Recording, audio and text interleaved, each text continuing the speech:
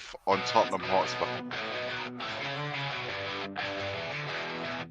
Aren't you pasta? No clue, far from the land.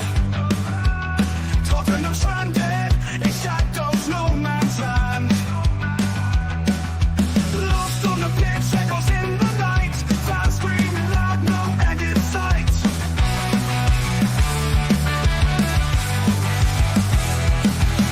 Shift the blame like drifting sand.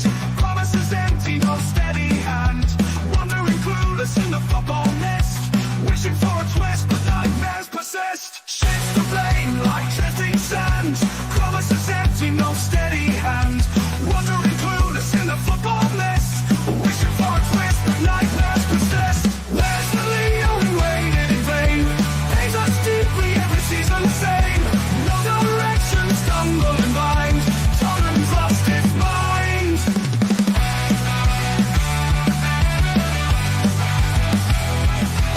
Speechless, impressed, they're at the ground. No solutions, nowhere to be found.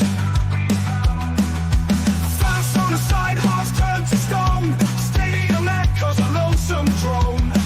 Whispers in the air, they speak of change. Hope on the horizon feels so strange. Question lost in every wayward pass, and ghosts of future fading fast. Where's the Leo who waited in vain? Pains us deeply every season the same. No direction, stumbling blind. Tottenham's lost its mind.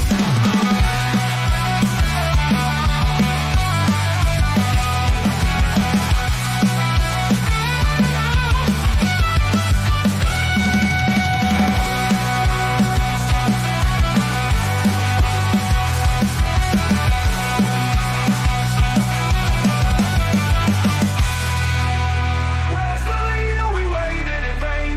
Pains us deeply every season the same. No direction, stumbling blind. Tottenham's lost its mind.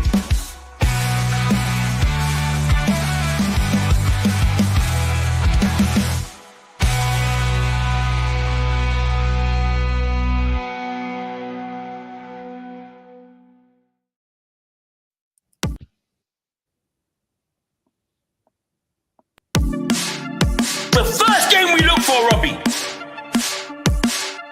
Tottenham away. When we got Tottenham away?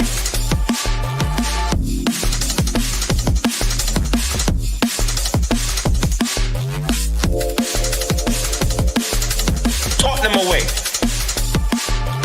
When we got Tottenham away?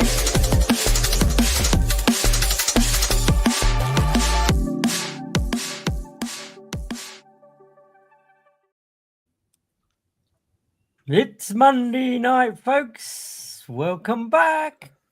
We're here, the channel that tells you exactly how it is. So, big up everyone in the panel. What's happening? Now, Iggy, I'll start with you and we'll go around quickly. Talk to me. Is that tune not up now? That starting intro is up now, right? It's probably tonight.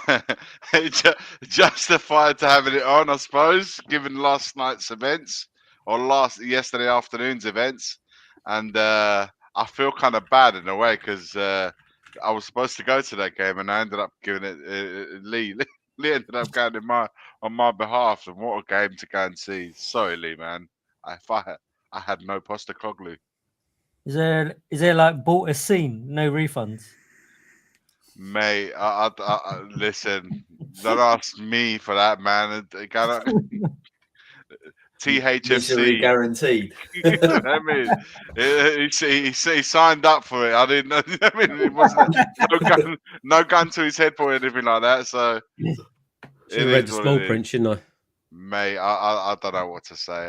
We'll get into it, I'm sure. But I hope everyone's all right.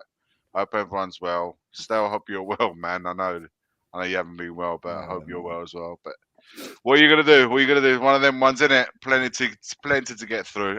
And on top of it, for the third time this season, we've got 2 weeks to stew on it as well. So there we go. Here we go. Maz, you were with me last night. I was.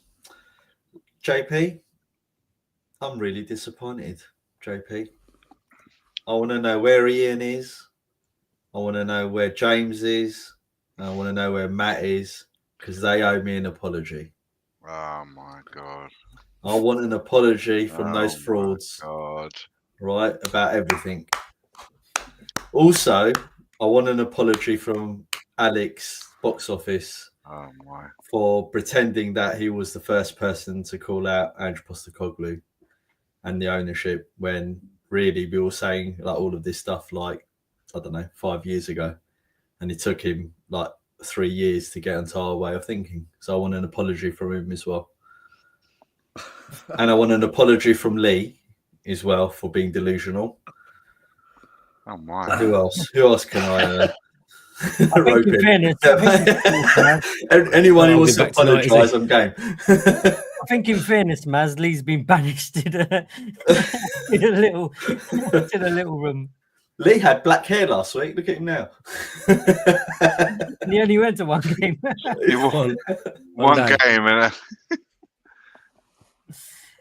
Lee, how was it, by the way? How was the game? How was the Tottenham Hotspur live Experience. experience? Was you entertained? As Listen, the thumbnail suggests, was you We'll entertained? come on to that. We'll come on to that, Iggy. We'll come on to that. Have a little think about it. How are you feeling still, man?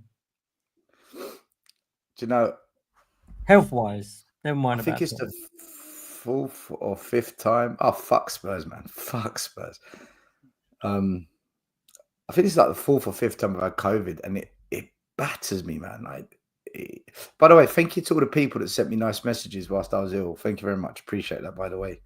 Do you know, I was lying in bed on Saturday coughing and moaning and in pain and all sorts. And I thought, I've got a ticket for the game. Sell it. And I put it on the exchange, and within about 5 minutes, ping, your ticket's been sold, £50. I was like, lovely jubbly. At least I get 50 quid back. And then I see the final result, and I'm thinking, I feel sorry for the absolute mug that bought that ticket for 50 quid. I'm thinking, wow. And but yeah, look, I'm with Maz on this. Where's James Flower? I want him to talk to me about being happy after wins. I want Ian to talk to me about the green shoots of progress that he told me about. I want Matt to come and tell me to believe. Come and tell me to get on board. You know, I want. Look, I'm not going to. Alex said from day one he needs more convincing with Ange, so that he's right on. But the Levy out and Enoch out thing, there's only 2 channels from day one.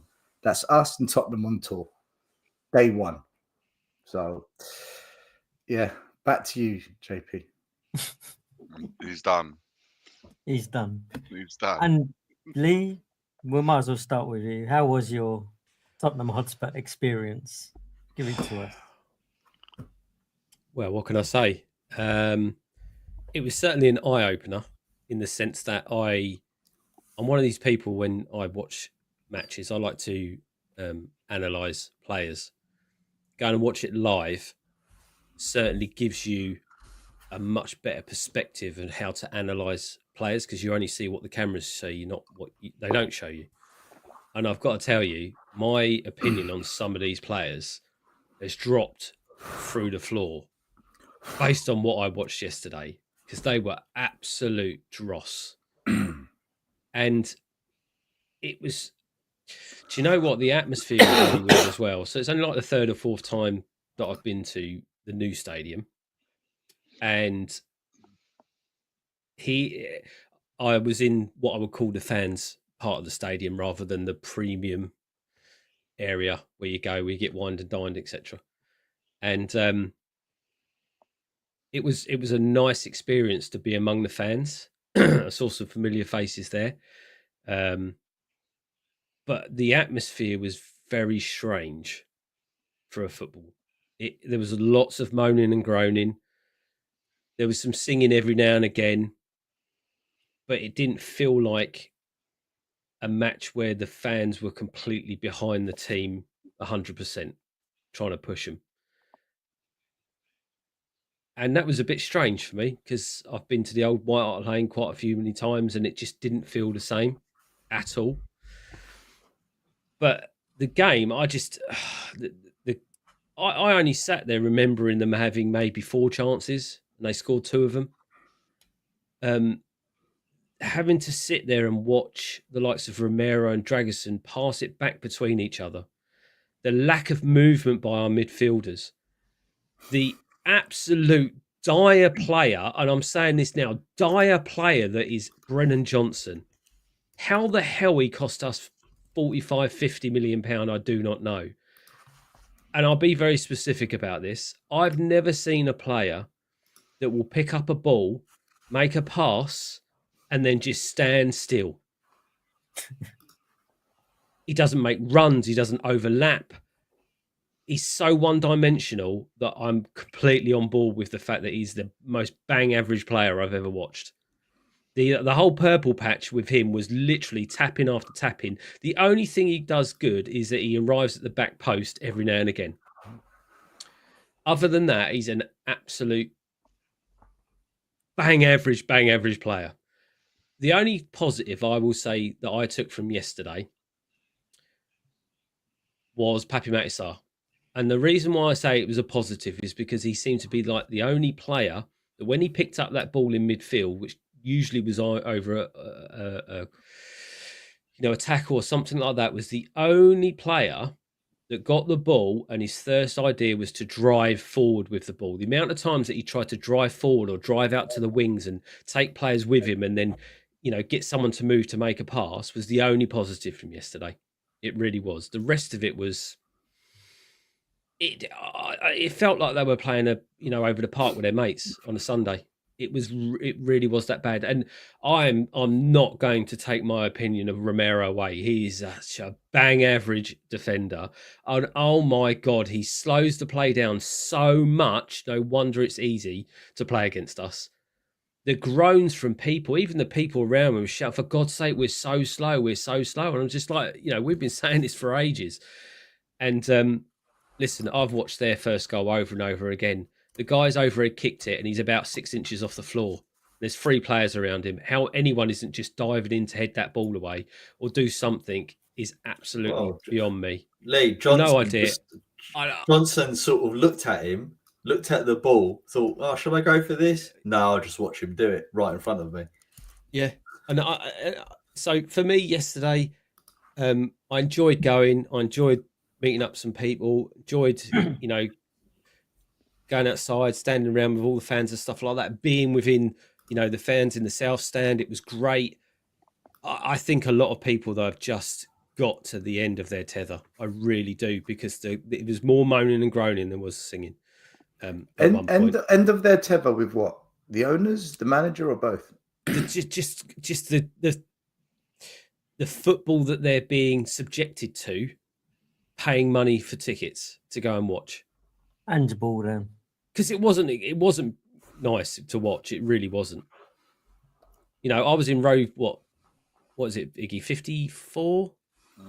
Which is, if you haven't been there before, is you have to go up to level 3, then go out and then walk about 14 rows up. So you're quite high up. You're not high up. You're quite high up. And, I almost caught Werner's shot. So that shows you how bad it is. It really was. So, yeah. But listen, it's not going to stop me from going back. I'll go back whenever chance I get, because I like the atmosphere and I like watching it live. It was fantastic. But it can't be under those conditions again. It really can't. See, that's one of the things that I say a lot. That I know Romero slows it down. He definitely slows it down whenever the ball comes to him. But I keep harping on about the lack of movement in front of him, because he looks up and literally there is no one there to really give the ball to, unless he tries to play an intricate ball directly into someone at the edge of the box, which invariably gets cut out. But he doesn't really have a lot of options. It's like watching Sabutio, JP. It's like they're just fixed in place and they're just hoping that they can flick it to each other and no one's going to be there. At times, Lee, I see some of those forward players or some of those midfielders actually hide behind some of the defenders so that the pass is not on. Because surely everybody knows when someone's got the ball, you make some space somewhere, You get free somewhere away from a man and leave yourself open to receive the ball. It looks like to me, JP, that in the first 10 games when we started doing this, they were doing it because Ange said to them, look, this is how we're going to draw the team onto us, so they leave space for us to pass it around them, do triangles, beat their press, and then we're on for an attack. And then as the games and the season went on, they almost took that upon themselves and overdone it, like overcooked that method, right? And then Romero sort of thinks, right, we're going to do the same thing that Andrew's always told us to do. So then he doesn't try and play it with urgency.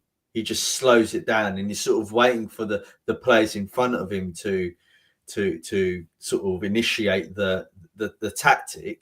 But they're thinking, oh, we can't initiate the tactic now because, I don't know, whatever reason, or they're too scared to do it, or they can't be bothered to run. And as the weeks go on, it's just got worse and worse and worse, to the point now where they sort of initiate that move to allow the team to come onto us to press, so we can pass it around them. But the players just aren't interested in doing it anymore because they don't think it's worth it.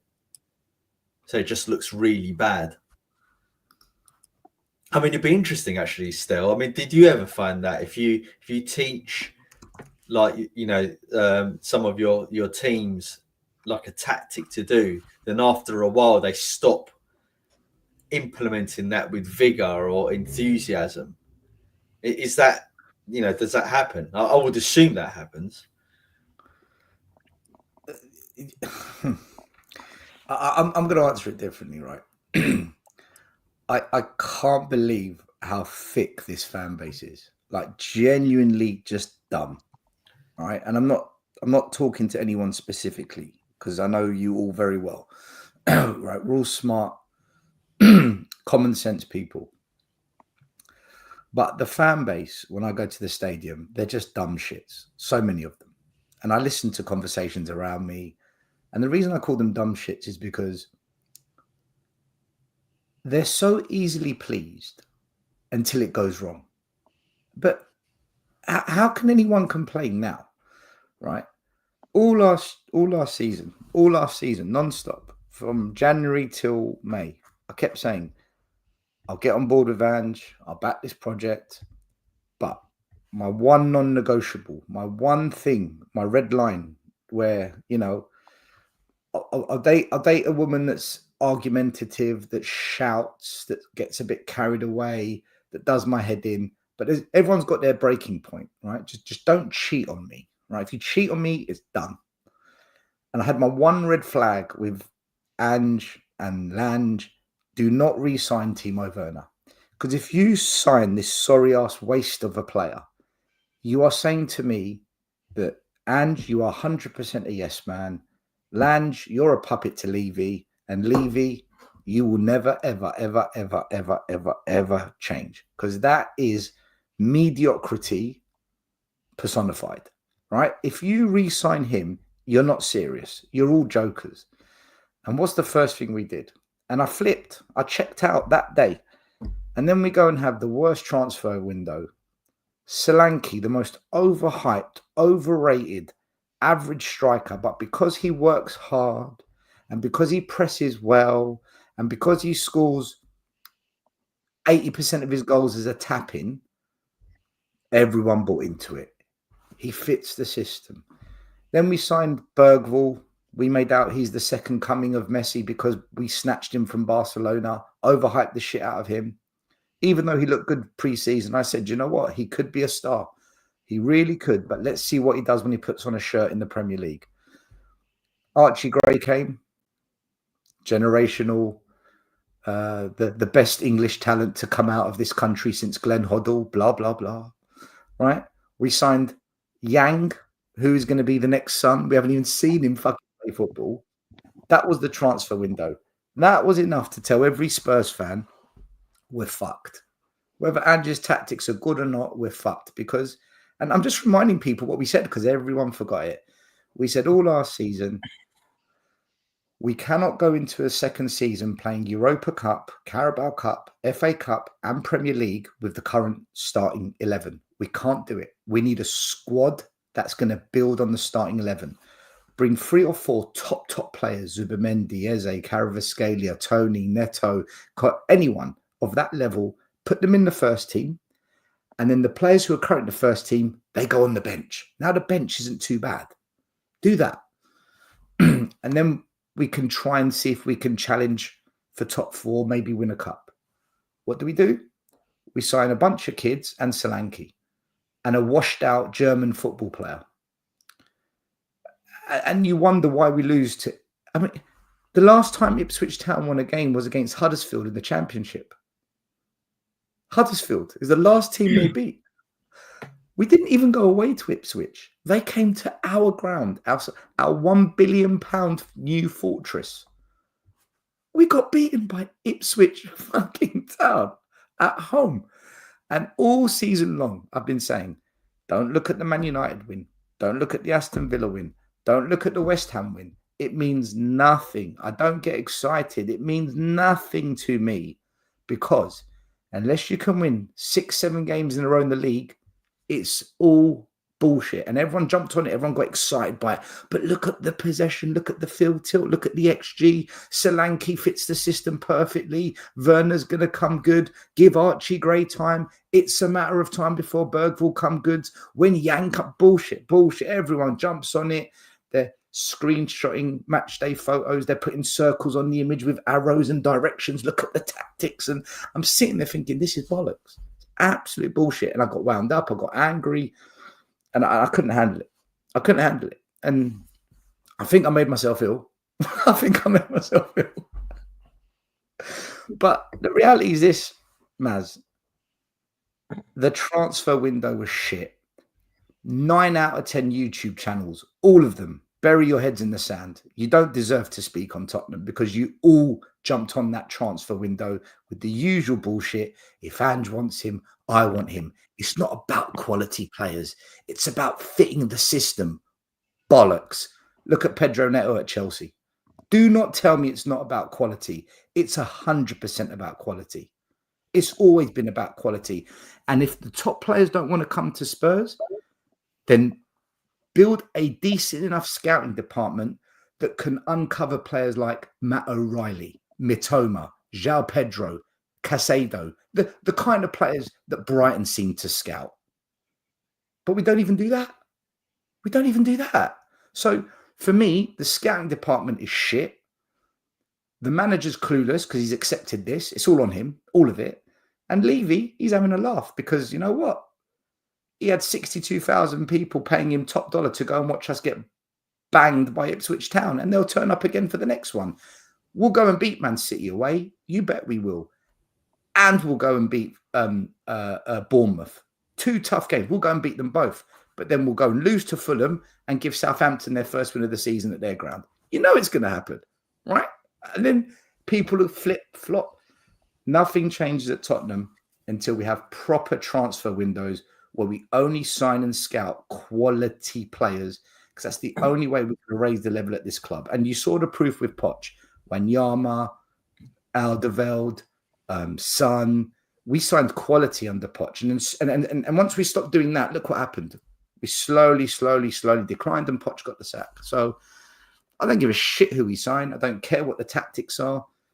I just don't believe in anything because the day we re-signed Werner, boys, I told you, I'm done. It's going to be another season like we've seen before. So, sorry, long rant. Should we end the show now? Bye, everyone. That was literally almost the first signing that walked through the door that set the tone, really, didn't it? JP, it just made a lot of people. The thing is, what JP, serious club in world football signs Timo Werner right now? What serious football club? Name me one serious club. Even Brighton wouldn't have touched him. I'll make it worse. A club that has him on loan sees what he's all about and then goes and gets him again.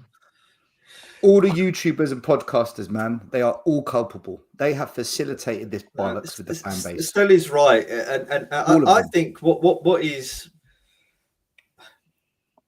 it never ceases to amaze me, but what is really evident is that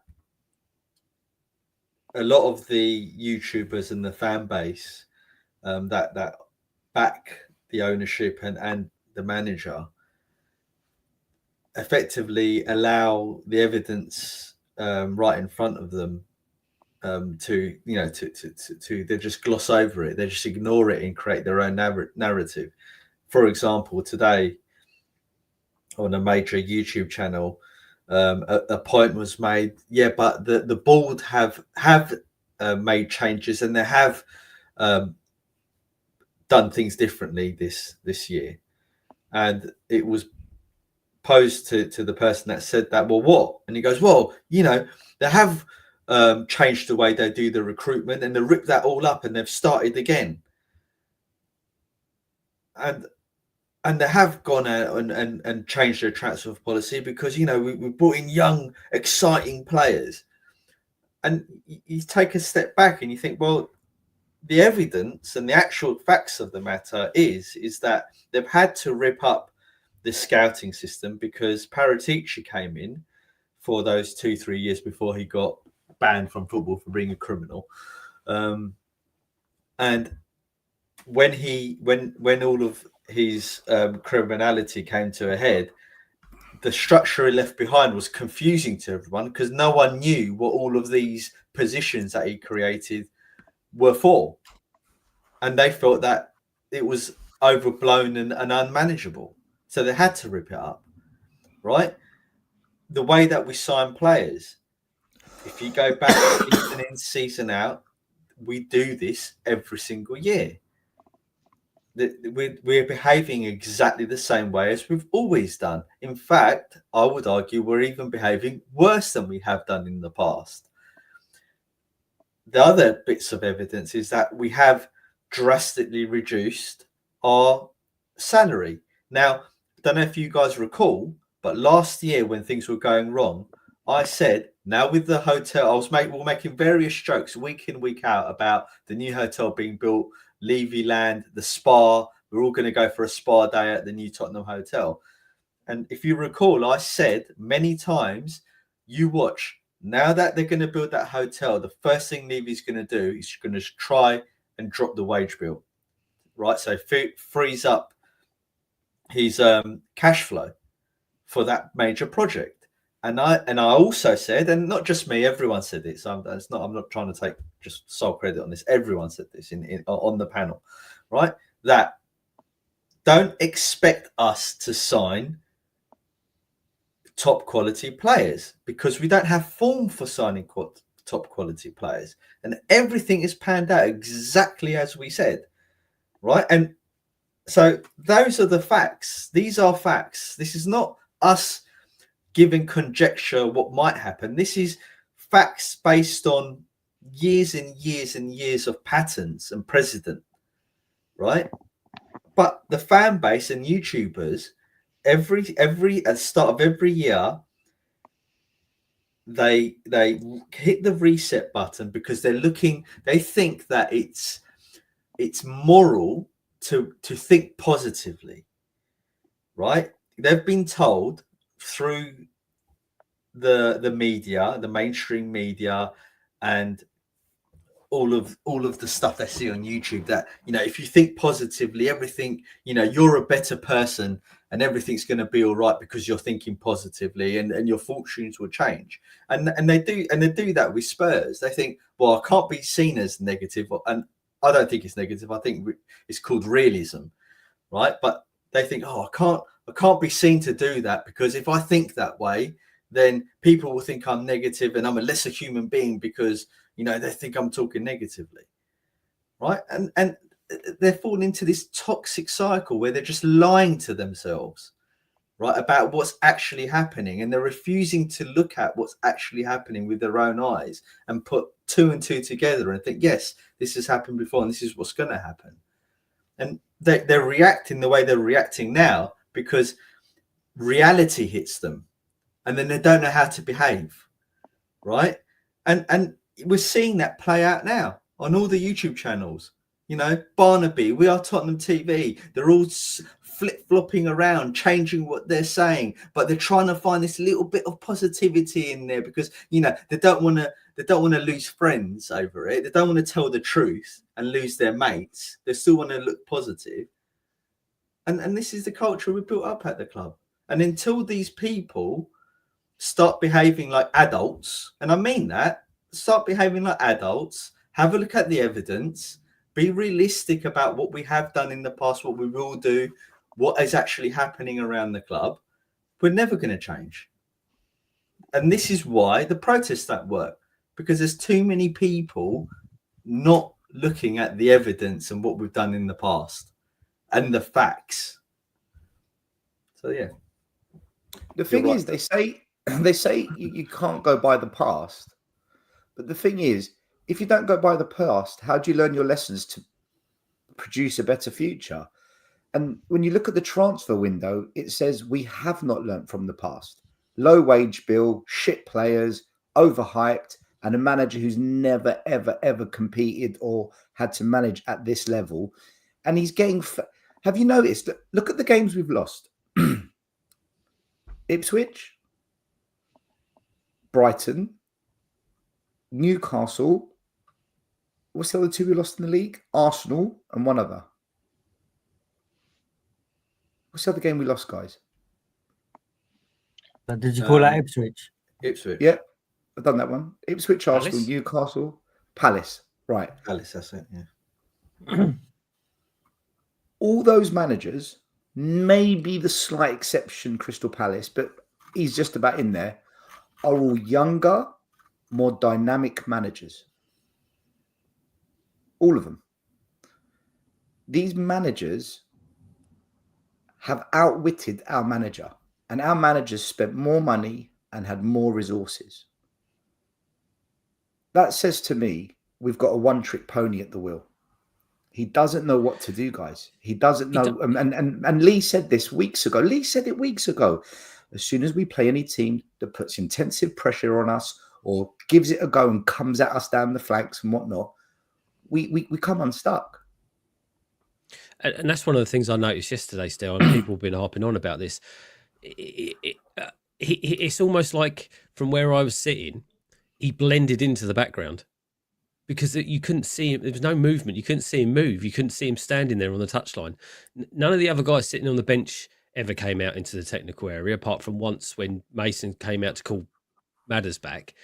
There just seemed to be lack of any kind of movement or expression or anything from him. And the amount of people, again, I know we're all armchair coaches and stuff like that, but everyone could see that we needed to make a change.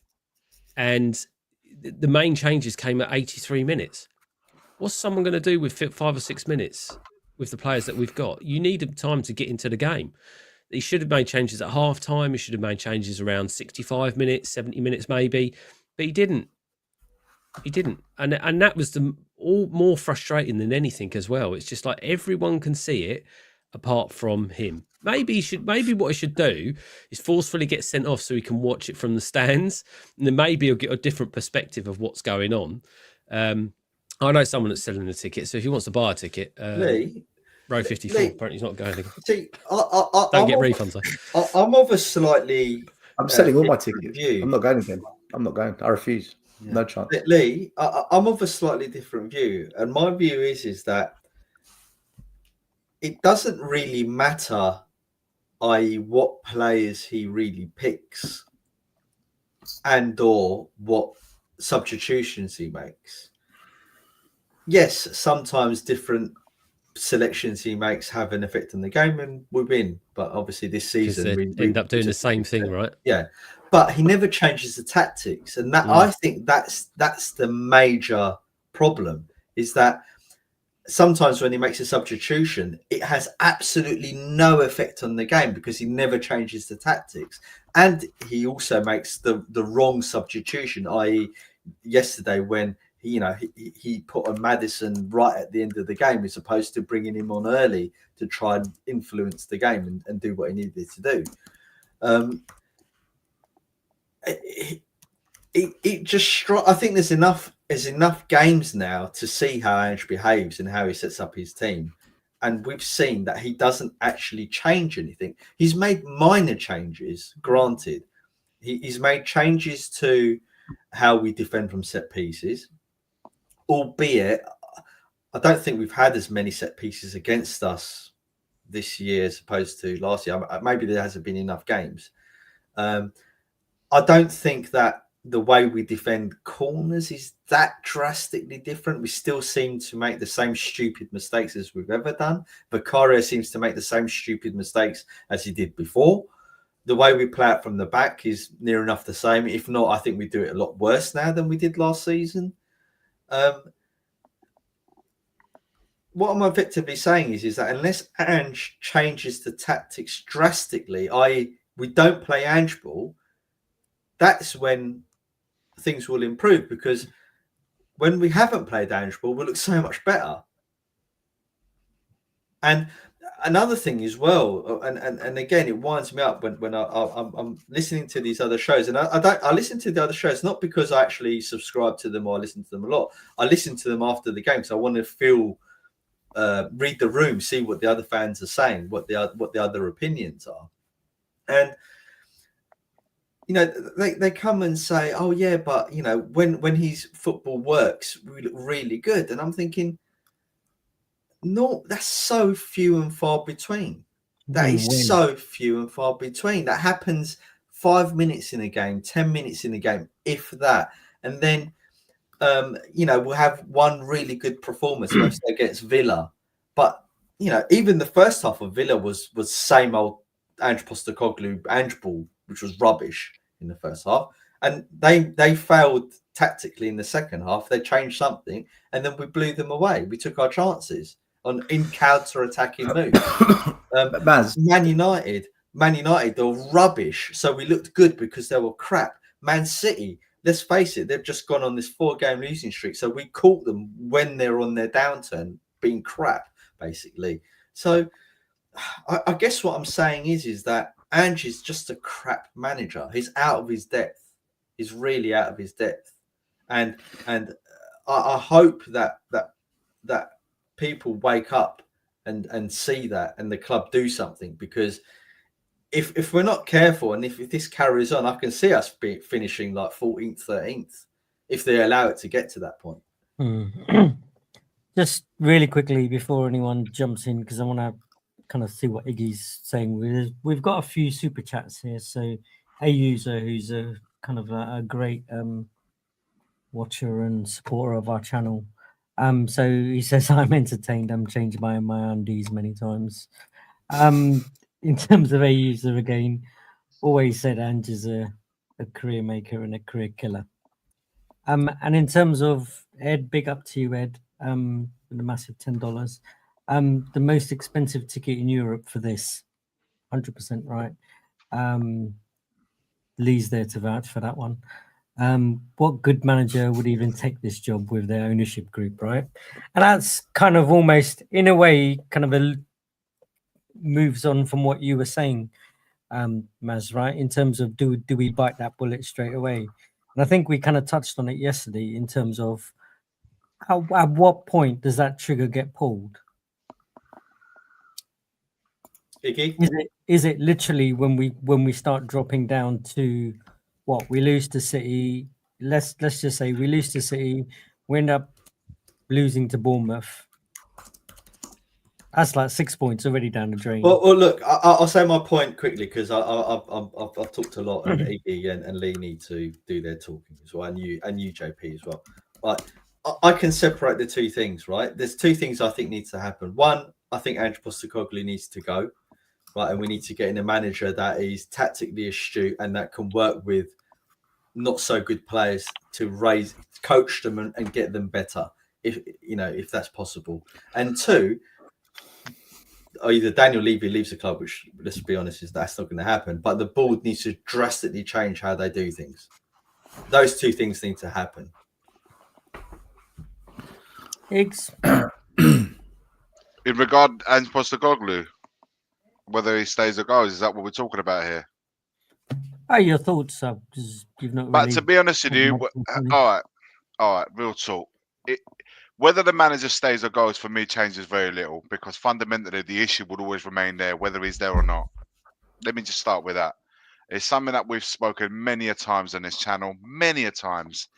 The manager, they come and they go, but the problems always seem to remain the same, which is fundamentally at the club, the mentality.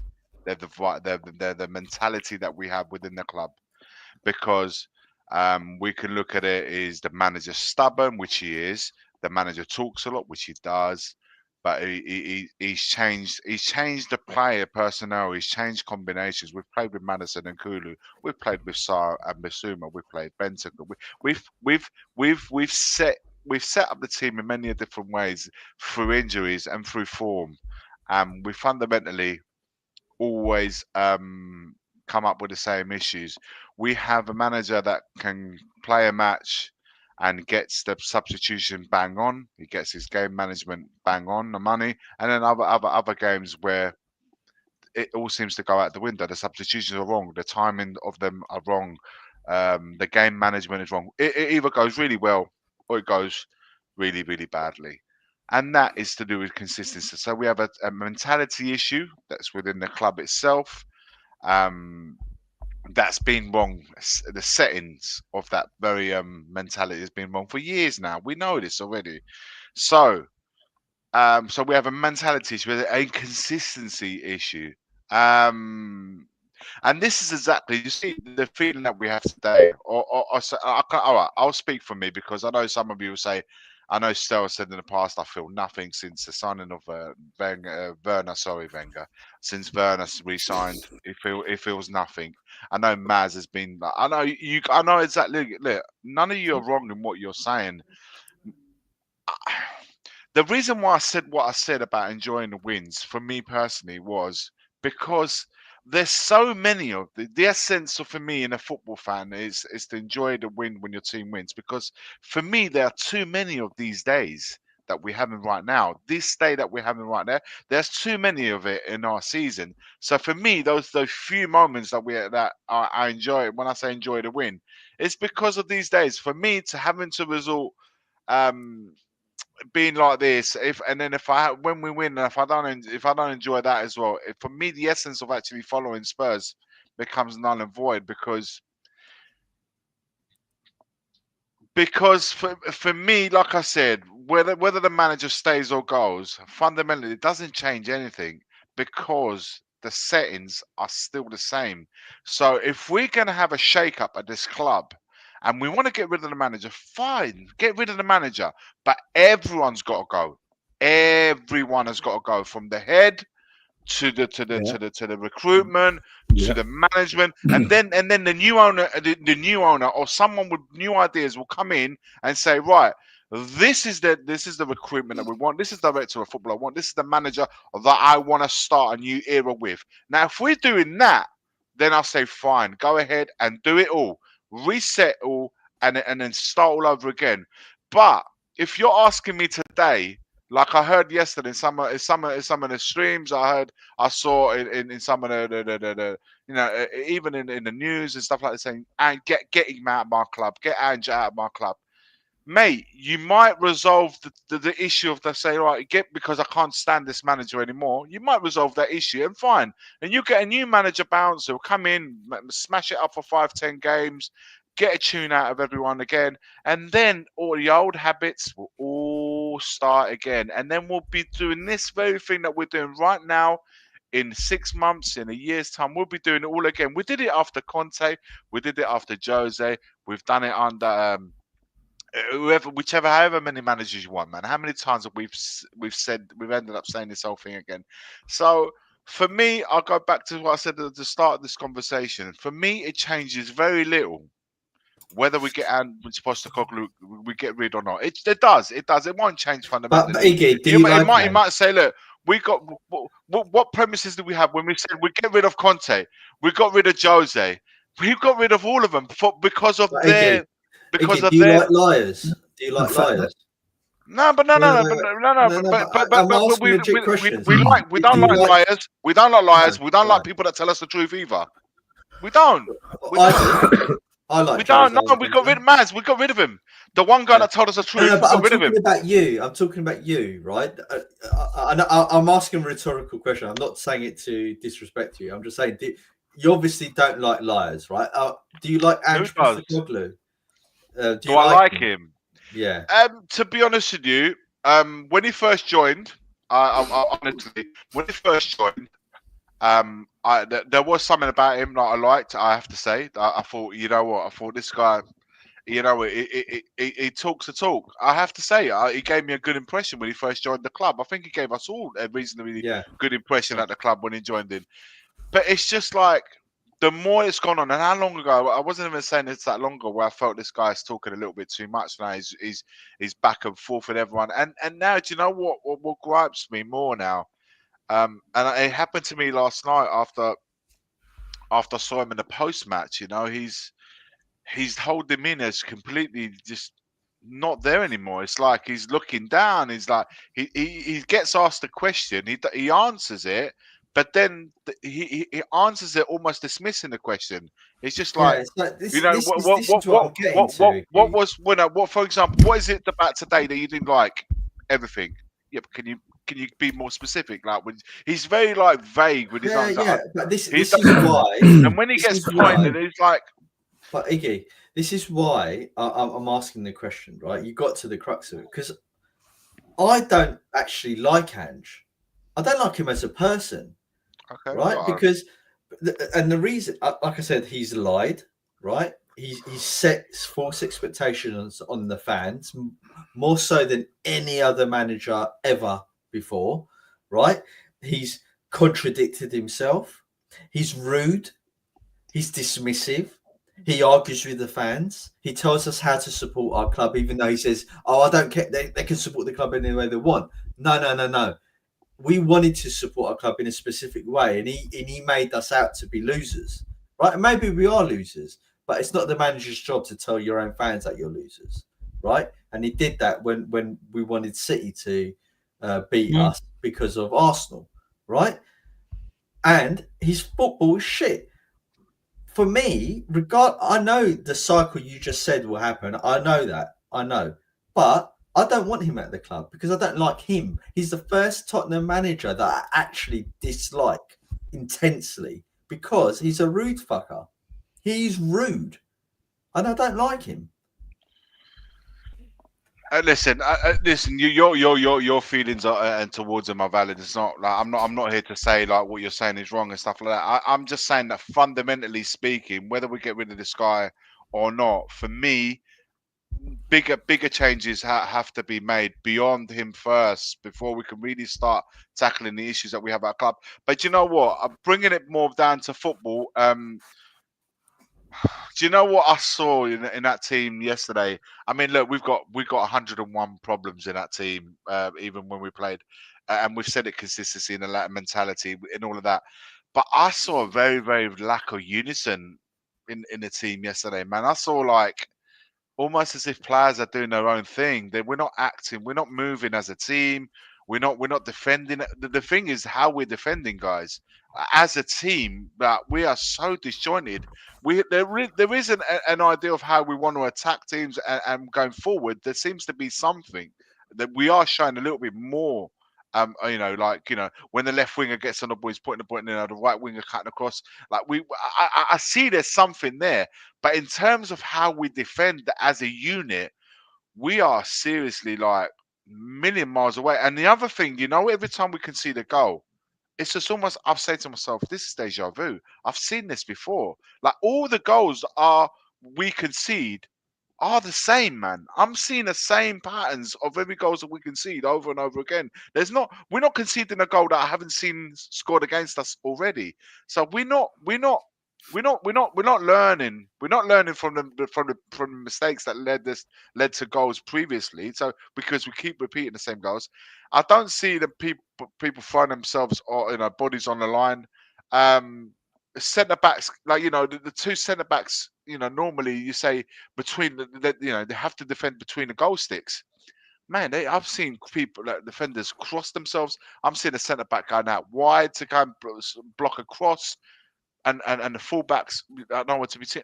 I just see a very disjointed team when it comes to defending, and we concede really, really poor goals. And unfortunately, like for all the love I have of attacking football, man, you got to be able to defend, man. You can't ignore the art of defending. You can't ignore working as a unit in a unison. You can't ignore that, man, because you're not a team until you start doing that. And all the best teams that achieve the best in Premier League or in any league in the world, you'll find at some point or another, man, you see that there's a well-drilled or well-drilled team defensively that then can go on and smash teams up. But in the meantime, if you can't do the basics, we will lose more than we win. And in fact, if we're 50-50, aren't we? We're 50-50 in terms of winning games and losing. We either win. That's another thing, guys. We either win or we lose. We can't even get a draw. I think we've drawn one game this Well, he season. doesn't want to I draw, said does this. he? I said Yeah, this. so- We either Iggy, win. can It's I- all in. It's all in or out. That's it. We're not a team that salvages point. Sometimes you're thinking you deserve to lose, but you grab the point. We're not that team. We either win or we lose. That's it. He There's doesn't want to do that, though, Iggy. He doesn't want to win falsely, or he doesn't want to do it falsely, right? Iggy, and also, lastly, I'm just going to say this, right? I think, and this is my feeling that I see, because I can't explain to myself, but we need a goal with 10 minutes to go, and Maddison doesn't come on till 5 minutes. I think there's I think Maddison and I think there's one or two players within the team. I think they're having a bit of There's a bit of hostility there, isn't there? Yeah, I They've think told Maddison Andy and shit. I think Maddison. I think Romero was all over the shop yesterday. He was awful, and I said he had only played because he wants to be in that Argentina squad. I think that's the only reason why he played yesterday, and it was awful as well. I don't know. I just see too much of things that are not right. Why would he play Son in the number 10 when you got a number 10 sitting on the bench? I don't know, man. I saw some proper random shit yesterday that I thought, I don't know, man, what is happening, and we I don't know. It's I can't explain it, man, because it's hard to, because I'm almost like trying to trying to fill in the gaps from what I'm seeing on the pitch, and I don't see a team that's united. They're thinking, how is it possible that after a year and a half we're still here? Like we're talking, Iggy, go on, Iggy, go on, sorry. Two things here. There's two things, right? You've basically explained every reason why Ange has to go, right? I said many shows, I don't have to be a coach, right? The fact that I'm a coach gives me a bit of insight into, I know what to look for to see how they've been coached. And I've said many a time, they're not spending near enough time on defensive plays. And I'm talking fundamentals: deny, dictate, delay. Basics, man. Defending in possession, out of possession, defending when outnumbered, right? Fundamentals, I can see it. And I bring this up. And what he's done in his approach is, as long as we attack and we're the best attacking team, we'll win most of the games. Bollocks. You are being arrogant, and actually you are being you're belittling your opposition managers. You think you know better than them, right? Win or lose, that's his approach. He never thinks, you know what, the tide's turning or it's not quite going. Tighten up the ship, drop deep, stay compact. Do 20 minutes of Conte football. Do 30 minutes of Mourinho football. And just get at least a point. He doesn't want it. And he's told us why. I'm here to entertain the fans. The club have told him, look, they turned against me. They were singing Levy out. My wife had to stroke my hand and tell me everything's going to be okay. And the cameras got hold of it. I look really bad. It's all about me, Levy, me. I need you to do attacking stuff. I need you to play attacking football because that's what the customers want. The customers are going to hate me if you don't do it. Not fans. We're not fans. We're customers. So he comes in. Everything that comes out of his mouth is about attacking, entertaining, the Tottenham way. We've got our Tottenham back. Bullshit, bullshit, bullshit, bullshit. And this attacking football that he plays completely neglects the defensive art. You can show me that we've got one of the best defensive records in the league. You can show me that we've got one of the best goals conceded against record in the league. You can show me all that. Let's say the stats look really good there. That means nothing to me if you can't defend when it really, really matters. Such as when you're playing against. Assess defending in moments like when you're 2-0 up against Brighton, how are you 2-0 down against Ipswich? How the hell did Newcastle have 3 chances and beat us 2-1? Look at those key defensive moments and you'd actually realize we're shit. And it's down to him. It's down to him and his complete doesn't care about defending. And he's told us why he's like this. It's because that's what the board want. That's what Levy wants. That's the remit that's come down from above. That's the kind of way we want to play. And just to show you how negligent he is, if you were to take 5 of those losses, right, we should never have lost to Brighton if we had a proper manager. Nobody loses to Ipswich. Nobody. That's another game. And let's say Newcastle, if he didn't play that stupid high line. Palace as well. But Iggy, right? Those 3 games. And let's go take those 3 in isolation. Okay.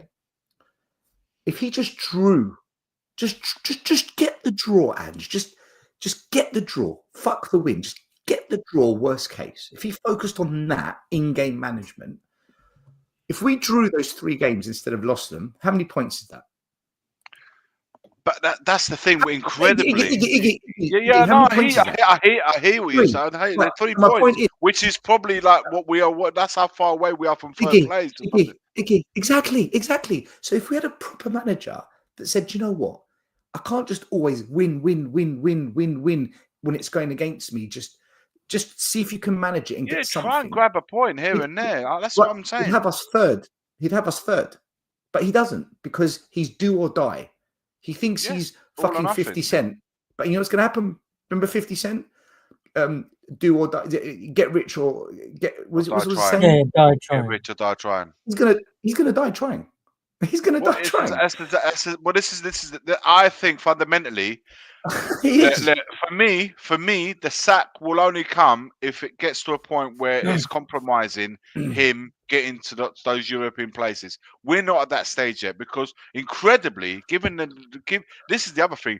We've missed so many. What's going to happen in Europe? No, hold up. We've had the knockout round. The opportunity, and then manager's going to pull an absolute rabbit out the hat on us, and we're going to sit there going, "How did we lose to that team?" Because Palace, we had an opportunity. We don't want to defend. We don't know how to defend. We don't know how to. Palace, there's only one way of playing, and the other team sussed us out.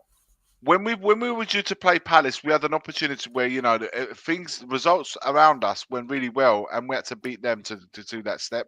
And yesterday was the same thing. We had a head-to-head Chelsea Arsenal, and there was other games that kind of went our way results wise, and we had an opportunity to bounce there, and we failed that again. So. Listen, Stel, I think, Levy pulls the trigger on 2 occasions when he comes under pressure or we are out or we're starting, there's a gap building between where we feels that we should get in Europe and we're not. And I don't think we're there yet in that aspect. So I don't think he's any closer to, I don't think he's close to getting sacked. However, now, post-international, we're going to have 10 games literally between now and Christmas, New Year's, 10 games. And I think if he keeps up this ratio where he loses half and wins half, I think we're going to be in dire straits because then the gap. Do you look at this squad, Iggy? Do you look at this squad? Let's get real. Do you look at this squad of players as a top 4? No, man. That's not even my question, right? Do you look at these? Do you look at this squad of players and ask and say to yourself, these players playing this one-dimensional football, right? Do you see them going on a proper run of winning games, 5, 6, 7 games, Premier League, win, playing like this? Because I don't see it, and he hasn't shown it once since he became manager of this club. Not once since he became. What's his longest winning streak? I'm going to go and check, actually. Winning tell you now. streak. No, I know In about the winning league. streak. In the league. Positive results was the In the 10 league, it's games probably like those 10 games three, where we maybe. went Three, I think. we picked up points Since continuously. since Like since this Yeah, since season. then, no, I don't remember like a since lot then. of results. I'm gonna tell you now.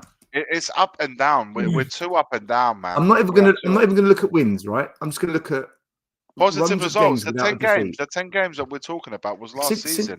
Since then, I'm gonna look. I I'm gonna go back I and don't look. remember a spell.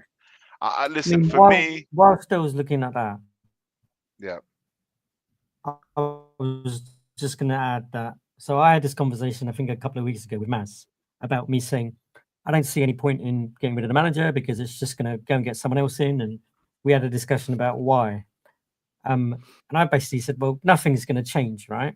However, if we drop down to those lower levels of that Yeah, Premier League, yeah. at some point, are fans then going to react? Are we going to make a stand? Are people going to get together and go, enough, sorry, enough? JP, in terms of making a stand, I've said What would it this. take, though?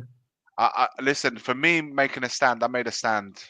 I know, with but yourself, with Stel, with everyone. I did it. I did all of that, and if anything, not only wasn't that taking a stand back. On top of it, we had to take insults to go with it. For me, in that side of things, I checked out because I realised that it's. But there has to be some unity. I don't know what between it the would take. fans I don't know what and it would take. everyone to say this is now not good enough, and you as a I board don't, need to be held JP. accountable for it. I fear that we will never get there. What, even if we get down to 15th? Yeah. In the But league? what we're talking about, getting the manager out, or we're talking about the whole reset I board. was talking about, the board, the whole. I don't know. No, I but don't know. that's I what don't know mean. if we're there. I don't know if we're Does there. it get to getting down to us being 15th, 16th? No, I think there's too What, many layers of relegated? smoke. I think there's too many layers of smoke there. I think there's so many people that will take the fall before it can even get to the Levy. And that's what I mean. Another manager, bring another manager. Yeah. But this is what we think will happen. We'll get the manager. Get rid of the manager. We'll get another manager. He will do well for a little while, and then we will always get to a point with any manager in place, and we will revisit all of this all over again. You'll have a manager that's like Ange Postecoglou. We've identified what the issues are with him. We've spoken about it, and that's going to be the reason why he will eventually fail. Then you have the Conte. What was the reasons why he failed? It was completely different to Ange, but ultimately it still failed. Then you have Jose. What was his reasons for his failings? Different to Ange's and Conte's, but what was the outcome? Exactly the same. So what I'm trying to say is, it doesn't matter who you got in charge. The failings will always be there. There will always be a reason to sack that manager, which will be completely different to the previous ones. But the outcome is always the same. And the thing is, I'm all for it, but for me, you have to change the whole thing. Otherwise, it's pointless. I get you, Iggy. Maz, can I just tell you quickly before you go, right? So in his whole time at Spurs, after those 10 games of the start of his reign, the best patch he's had was in December until February, where we beat Bournemouth 3-1 in the league, drew at United 2-2, beat Brentford 3-2, drew at Everton 2-2, and beat Brighton 2-1. So 3 wins and 2 draws in a row in the league, right? No, but the point is we didn't lose. Other than that, yeah, but in that 10 games, period, still in that 10 games, we drew a few. I know that, but I know. Iggy. Forget the first 10 game anomaly. Right? We are past that, right? All right. Since that moment, his whole time at Spurs, the best run of games in the league he's been without losing was that period. 5 games is the best he's done. Other than that, every other period outside those 10 games, it's 2 or a 3 game run. That's the best he can put together. It's not good enough. There's no consistency with him, the team, or the way we play. There is no consistency at all. And it's not about project. And you know what? I don't want to hear this. I don't want to hear this about projects and plans and processes. Arne Slot, he's been here 2 minutes. One signing. Is that a project? Is that a So process? we'll No, get he's on winning. to that. He's just winning. I just want to stay on to the point that Iggy was made. Iggy, I know that you want wholesale change, and ultimately, I agree with you. Nothing will change until we do a branch. Was it branch and root change at the club? However, I would rather have a manager that I like and I can believe in than a manager that just parrots the corporate Levy lines, because that's the major problem for me. Is he is the ultimate yes man. I don't want to hear him speak because all I hear is Levy speaking, right? So at least with Conte, even when we were having bad results and sometimes the football weren't good, or a lot of the times the football weren't good, and even under Jose and stuff like that, at least I believed in the managers. At least I knew that then they're like this because they don't have the players, right? With Ange, he's like this, right? With his own team, he built this team. He Yeah, spent 350 million. I was just gonna get. Yeah, I was gonna say, look, you can't. I can't even cuss the ownership in a sense of he's been given X amount of money. He has been given money to spend on the team. Listen, we've spent it badly. It's obvious that we've spent it badly, but you can't deny that he hasn't been given money to spend Yeah, I agree. on the squad. So, look, 40 million to on Archie Gray to play in a six. We've played him nowhere but fullback. Bergvar and forwards, and listen, the list goes on. So he has been given money to go and get those players. But fundamentally, look, for me, fine. If they want to sack Ange tomorrow, man, I ain't going to be sitting there and say, no, don't do it. I'll say, look, go and get Nagelsmann, go and get Roberto Mancini, who's free, go and get Max Allegri, go and get all these managers in the world. And they might, like I said, at least you don't. I mean, I know what you're saying now, Maz. I just don't want to hear him anymore. I don't want to see him anymore, and I don't want to hear him more. I'd rather have another manager, Mancini or whoever else that's available right now that can come in and offer something different. But Yeah, Iggy, I and don't that's know. it, right? At In least, 2 years' time, we'll still be we here know talking that about it again. ultimately they're going to fail, right? But at least you can respect the manager if he's got a history, a pedigree. If Mancini came in, you can respect him because he's won things, he's done stuff, right? You can listen to him, you can get behind it. With Ange, let's face it, he's a B-Tech manager from B-Tech leagues, right? I can't respect him over and above all of the other stuff I mentioned earlier. And I think what is for the first time at Spurs have backed to manager, right? Well, I say the first time they're almost done it with Poch as well, but I don't think they've even done it to the same extent as they've done with Ange. But they've allowed him to effectively overhaul the whole team, right? Near enough, he's overhauled the whole team. He's bought enough players, right? He's spent the most money out of any of our manager we've ever seen in the past. Yet he's managed to assemble a team that is worse than any of the other teams we've had in the past, right? And they don't even believe in him. How is that even possible? He's had the opportunity to build a whole team in his own image, and his own players that he's brought in don't believe in him. I mean, if that's not an indictment of how bad what is. How does that actually work? Yeah, It's guys, like me look, going into a company, building my little sales team or something, and none of my sales people, believe in what I'm telling them.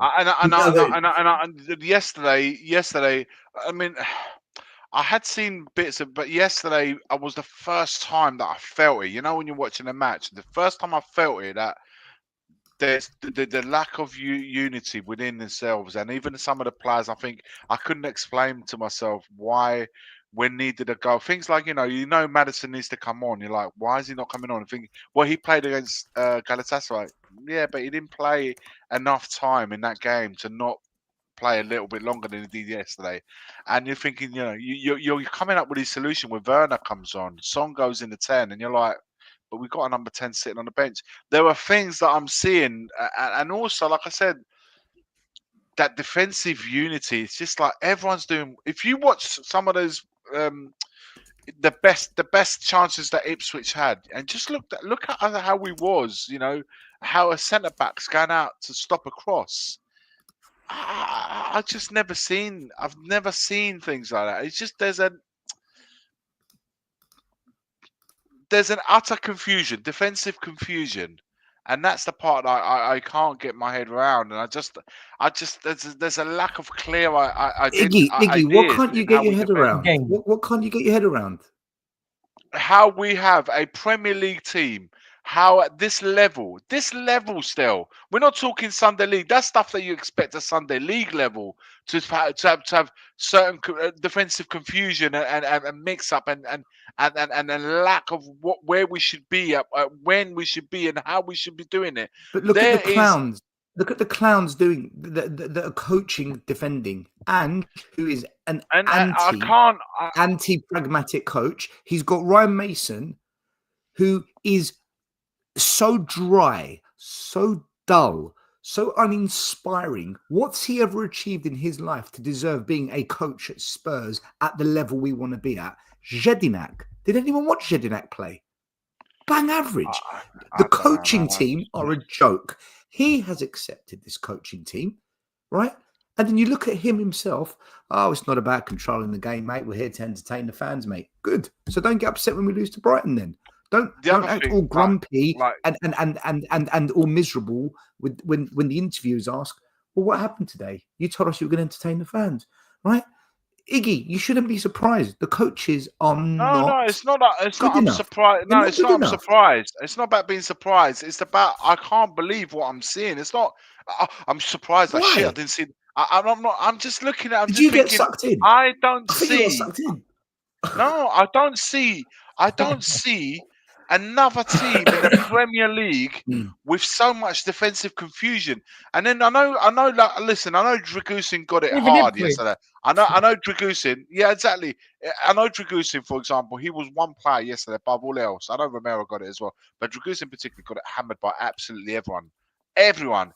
And I just think to myself, I've seen him play for Genoa. I remember seeing him play for Genoa, and I remember saying, this guy looks solid, man. I've said it. I said it when we signed him. I thought, man, I've seen him a few games at Genoa, and I just think this, right? Whatever you play in the world, man, it's all about the context that you're entering as a player. If you are working in a context that fundamentally works, you can then hold your own and say, I will work well in this context. But if you go into a context, I don't care how good of a player you are. If you're going into a context, I'm talking about defensive, right? Defending, how we defend, and setup that we have. If we go to a failed context, which is a flawed context, defensive context that we have, no matter how good a player you are, man, you go in that and you're going to absolutely come out of there stinking of shit. You're not going to come out smelling of roses. You're going to come out of there stinking of shit. And that's exactly what's happening to him. He's playing in a context that doesn't work for him, the high line. He's working in a context where it's utter confusion in the whole defense, all of it. And it happens even when Dragusin is not there. We can be this confusing. The only difference is, the biggest difference is we have Van de Ven putting a lot of fires in our defense. That's what happens a lot of. So maybe it doesn't get highlighted, but defensively, man, we looked awful. We've looked awful. We haven't looked right all season. Like I said, Van de Ven gets us out of a lot of shit a lot of the time. Our fullbacks in the defensive context are nowhere to be seen. Our fullbacks were probably the worst part of our defense when we haven't to defend. A good defense has two things. One, proper coached individual one-to-one development and tactical structure in different phases of the game. And two, so that's the management coaching side. And two, quality players. Example, Pochettino. He was a top coach. He was a brilliant coach. He might not have been a great manager, but as a coach, he was top drawer. He developed, he progressed, and he got it organized. But look at the quality. Wanyama, number 6. Toby and Yan, Danny Rose and Walker. Sorry, top draw quality right there. But he developed that quality as well. He brought the best out of Danny Rose and he progressed Cole Walker to the point of where Walker ended up going City. But you look at our players right now, okay? I think Van de Ven Romero, and Dragusin are all capable of getting to that level. I believe they can, but not with I this agree. manager and I agree coaching with that. team. But I with this, agree with but that. not with this manager and coaching team. No, right? no. As for Udogie and Porro, I don't know, because I've never seen them be good at defending. I've never rated them as They win back so defenders. still. These players, these two players that you're referring to, But Udogie's they've young. always He can yeah. maybe develop. He's got the strength for But it. that's where the Porro, coaching Those comes two in. players, the Still, two right? fullbacks that you're referring to, they are win backs, man. We should be playing if we want to really move forward. These two players, Romero we was have to never play with crap. three at the back. We have to play with three at the Romero back. wasn't crap. Romero wasn't crap like this before. No, Okay? he's He was regressed rash, massively yes. this year. He's Right, regressed massively. we always said in the past Romero was rash, and his hot head always costs us. But if you take the rashness out, we've got a top defender. Now he's all over the place, and for me, it's the way we look. It's we can all agree Romero's not having a good season. We can all agree with that. But we can also, I think, if we're honest, agree he's not as bad as what we're seeing. No, He's not as bad as 100% what we're that, man. seeing. He's a World Cup winner, man. He was putting performances in. But like I said, it's the context with any player. It doesn't matter how good you or bad you But are. he's still If having it's a the bad context. season, though. He's still having He a is. bad season. He's been awful. But listen, he's been awful. Last few games, yesterday was the worst I've ever seen him in a Spurs shirt. For me, that yesterday's performance was far. But I'm saying that the context for us, defensive context, is not working, and it's not. And I don't know. The Romero seeing this and thinking this is fucking bollocks. What am I doing here? I can't wait to If get you on asked that any plane and Spurs go fan, to right, Argentina. Iggy, Guys, go and watch the next couple of games of Argentina. See if you're seeing those performances there. Have a look at us. Have a look at Romero playing for Argentina in the next couple of games. Iggy, let me ask you a question, right? If you said to any Spurs fan, Werner's insane wages, £40 million on Archie Gray, £10 million on Bergvall, so let's say 50 million plus Werner's wages, keep the three players I've mentioned, or go and buy a fucking out and out quality number 6 and play with a 6. Of course, man. What would You don't need to all tell me Spurs that. fans Come take? on, man. Right, our manager I said we don't need the doesn't 6. see that. He doesn't see it. But what I will say to Iggy is, like you're talking about, obviously I totally get you about a unit, right? And the fact that, do you know what? That's how they should be training. That's how they should be comfortable when they go out on the pitch. You know what he's doing. You know how he's going to do it. All of that good stuff. But Dragusin, yesterday, he couldn't even head the ball. He was going up for headers. Whether he was mistiming it, the head coming off the top of his head, it was going left, right. No. Mm. Listen, he was with JP. He was awful yesterday. But we had But that's how many following on players? from Thursday as well. How many Iggy. players though from yesterday's performance? Listen, if we want to judge Dragusin on yesterday's game, I'm all with you guys. I'll say, look, how many of our players had a good game yesterday? For 1, 2, 15. I'm not picking on him. I'm just saying. No. I'm saying he had an awful game. There's no denying. I'm not here to defend. I'm saying that Dragusin may not be the best defender, but he ain't as bad as we saw yesterday. I know that there's better performances in him. The way we just said, we know Romero's better than what we saw yesterday. But the problem you got there is two things happen. Either we've just gone in an utter defensive confusion, or two, there's players within that context, like the likes of Romero, Maddison, like our so-called best players in the team. Yeah, Romero and Maddison should be two of our best players in that team. For me, something is not right because I can't explain the Maddison situation that we find ourselves in. He seems to be in and out of the team for some reason. And we said ourselves that the stats kind of back Maddison. He isn't having that terrible of a season because, you know, he just comes scoring that wicked goal and that because Ange doesn't want to play Kulu and Maddison together. He doesn't like it. It's obvious. He doesn't like playing them two together. So what he's doing is he's picking Kulu because at the moment Kulu's in a rich vein of form. So he's picking Kulu over Maddison. But what he's doing is he's actually neglecting the fact that Maddison can unlock doors. He can do it. Yesterday, if more than ever, we needed someone to unlock the doors, and we throw him in with 7 minutes. That's what I'm saying. There's something for me. You know, sometimes you look at it and go, something's not turning, something's not coming, something's not making sense to me in why this is happening. Why would you have a number 10 that needs to? You need to unlock it, especially now with 10, 15 minutes to go. That Ipswich are going to to condense, they're going to compress, they're going to tighten things up. They're not going to make it easy for you to get behind. And we put in some random balls in the area against the keeper who's about He's 9'9". You know what I he's mean? I'm like, 8'2". how are you going to go and put a 9'9" keeper and put Cross in the middle? And what was the keeper doing? He was going, cheers, mate. Cheers, mate. It was like, Every there single was things time. I'm like, Every how single time. are we looking to try and get back into this game if we don't start picking and unlocking those? And then, like I said to you earlier, man, I've seen Son got moving to a number 10 position. Have you ever? Son's a lot of things, man, but he's not going to be that player that unlocks the doors. I don't know, man. I don't know. I just think some shit we come up like it was almost as if like we improvise in the moment. You can't improvise It's the shit like that. manager. Iggy, it's the manager. It's the manager. It's the manager. Okay, listen, for me, Pochettino in his first season at Spurs and at Chelsea, as the season ended, Chelsea got stronger. He got Chelsea to 6, nearly caught Spurs. In his first season at Spurs, we improved. With Ange, we fell off a cliff. Second season, yeah, Poch didn't get off to the best start, but he cooked. And you know what? I'm not saying Poch is the greatest, man. I'm just trying to use previous Spurs examples. So he's the benchmark that we can go on in recent times. With Conte, with Conte, we got better. We finished the season stronger from where he started, and we got top 4. And we ended the season horrendously. We pretended we didn't fall off a cliff, and then we're thinking now, well, why is it not going right, mate? You are a problem, and your signings and your transfer window is such a Levy accepting, mediocre, tolerance failure. Yes, man. I'm just happy to be here, mate. And it's all coming to fruition. And people think we're going to get better, by the way. They think this is going to go away.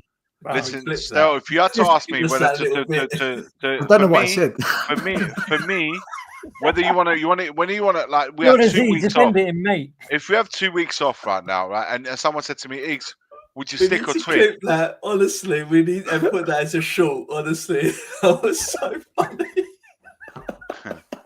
For me, just 2 seconds, Iggy. Like, it's the tablets. I'm telling you, it's Stella the medication. Spurs, man. Stella Spurs, big up to you.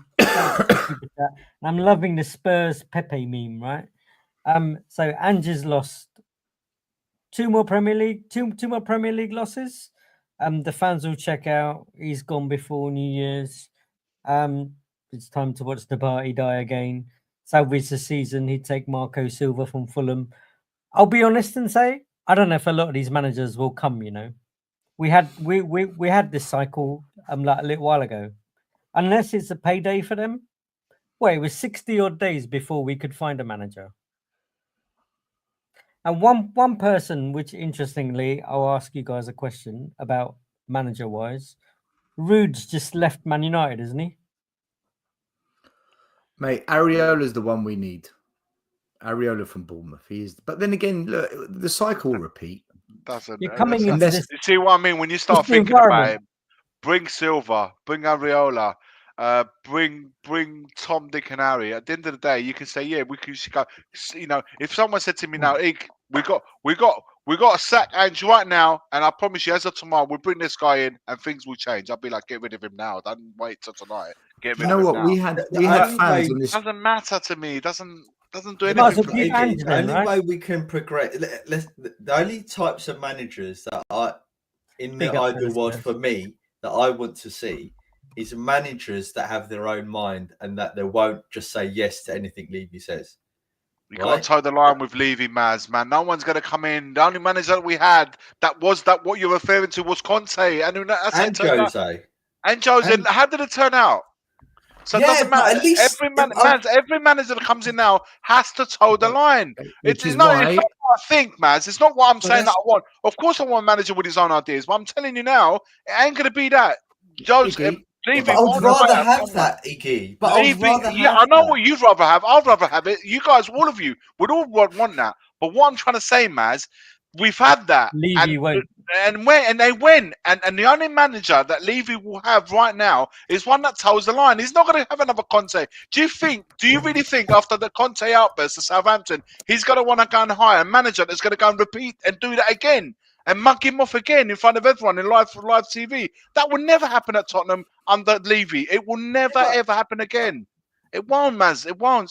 Listen, Right. for me, I'd have a Conte character. Of course, I love Conte character. I didn't love his football necessarily, but I love the fact that he always told the truth to us. He told us always straight. He was always straight with all of us, and we loved him for that. But fundamentally, there's no way Levy would be stupid enough But to hire a Iggy, manager. yeah, but Iggy, all right. Let me, all right. But the thing is that I get it, right?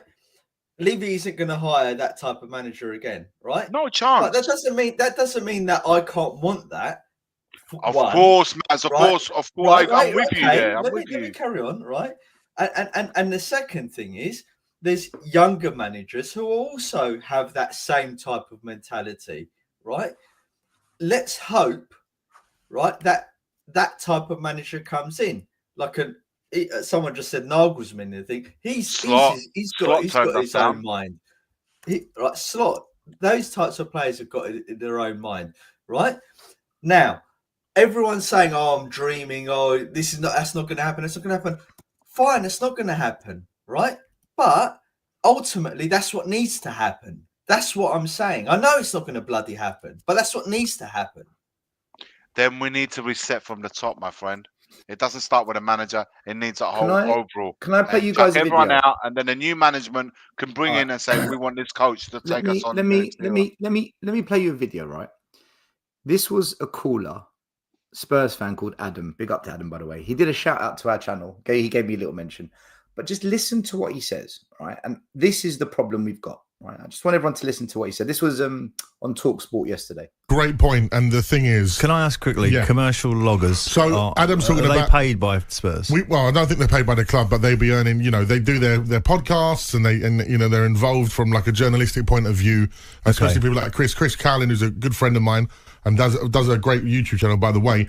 Adam is asking for more responsibility from those fans who have a voice to question the leadership, which is obviously at the top of the club. Now, Adam, my problem with this always is, and as a Spurs fan is, I always say it like this: if I am a tenant, right, at somebody's house and someone's the landlord, like, how are we going to get rid of the landlord? The landlord's there until he wants to go. What do we do? That's my frustration, Ed. Well, I'll tell you something to that, Majestic, and that's a very good question, and I've got a very good answer. You've got some very interesting, not so high commercial vloggers like Tottenham Away, right? Stel is an excellent podcast vlogger where he says it as it is. He's been saying for some time, if you get a chance to listen to him, please do listen to him. I hear to everybody. Everyone's got their opinion, I understand. But if you listen to his opinion, he's been saying that this club has been mediocre since the day Levy came into owning the club. Right. So he's basically gone on national radio. Thank you, Adam, by the way, for the shout out. And he said the YouTubers and the podcasters, they need to start taking some accountability, right? Spot on. It's what I've been saying for years. And I'm going to call it out. Chris Cowlin, with his 100,000 subscribers, okay, why isn't he getting behind taking action against the ownership? Why isn't he getting involved in a boycott or protest? Because he's got a choice. He can either go after the owners like we all should be doing, or protect your interests. What's your interest? The connections you got in the club, access to football players to do interviews, any special perks you get when the club go overseas, pre-season tours, get those tickets, access to TalkSport Radio, access to Sky Sports. He has sold out. And what did he do? Because the pressure was on him from fans. You never talk about Levy. You never talk about Enoch. He gets Brian Daigle on there. He used Brian Daigle. And I said to Brian, he's going to use you. He's only got in touch with you because you will be a Levy out voice. You're basically going to do his dirty work for him, Brian. And he goes, I don't care as long as I get to put the message out there. And I said, you know what? Fair play. And Brian goes on there and he says Levy out, Enoch out, this and that, does the whole hates the board. Why isn't Chris saying that? Why isn't Chris Cowlin taking a position and galvanizing his followers to stand up and take action? Last word on Spurs. We lose to Ipswich, and I felt sick listening to what came out of their mouths. Ricky Sachs, Jason McGovern, Lee McQueen sitting there. Enoch's the problem. Levy's the problem. The culture's the problem. You know, they don't own us. We're not paid by them. We're talking about Levy and Enoch, you see. And then Ricky Sachs says, look, for me, I want new ownership. I've said it. I'm happy to roll the dice and see what we get. but I want a change of this, change of that. So why don't any of you do anything about it? Ricky Sachs, Lee McQueen, Jason McGovern. Why don't you take action? Cowlin, last one on Spurs, Fighting Cock, Flav, another one. They've all sold out to Sky Sports. They've all sold out to Talk Sports. They are petrified, absolutely bricking it of actually acting on the words that come out of their mouth because they might lose the connections they get. They might lose the guests that come on their show that raises the profile of their programs.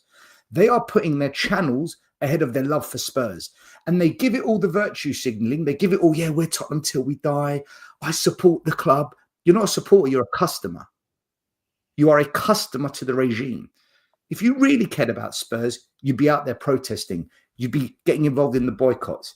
You had the audacity to slam the Levy out protests, all of them. You had the audacity to work against us, not with us.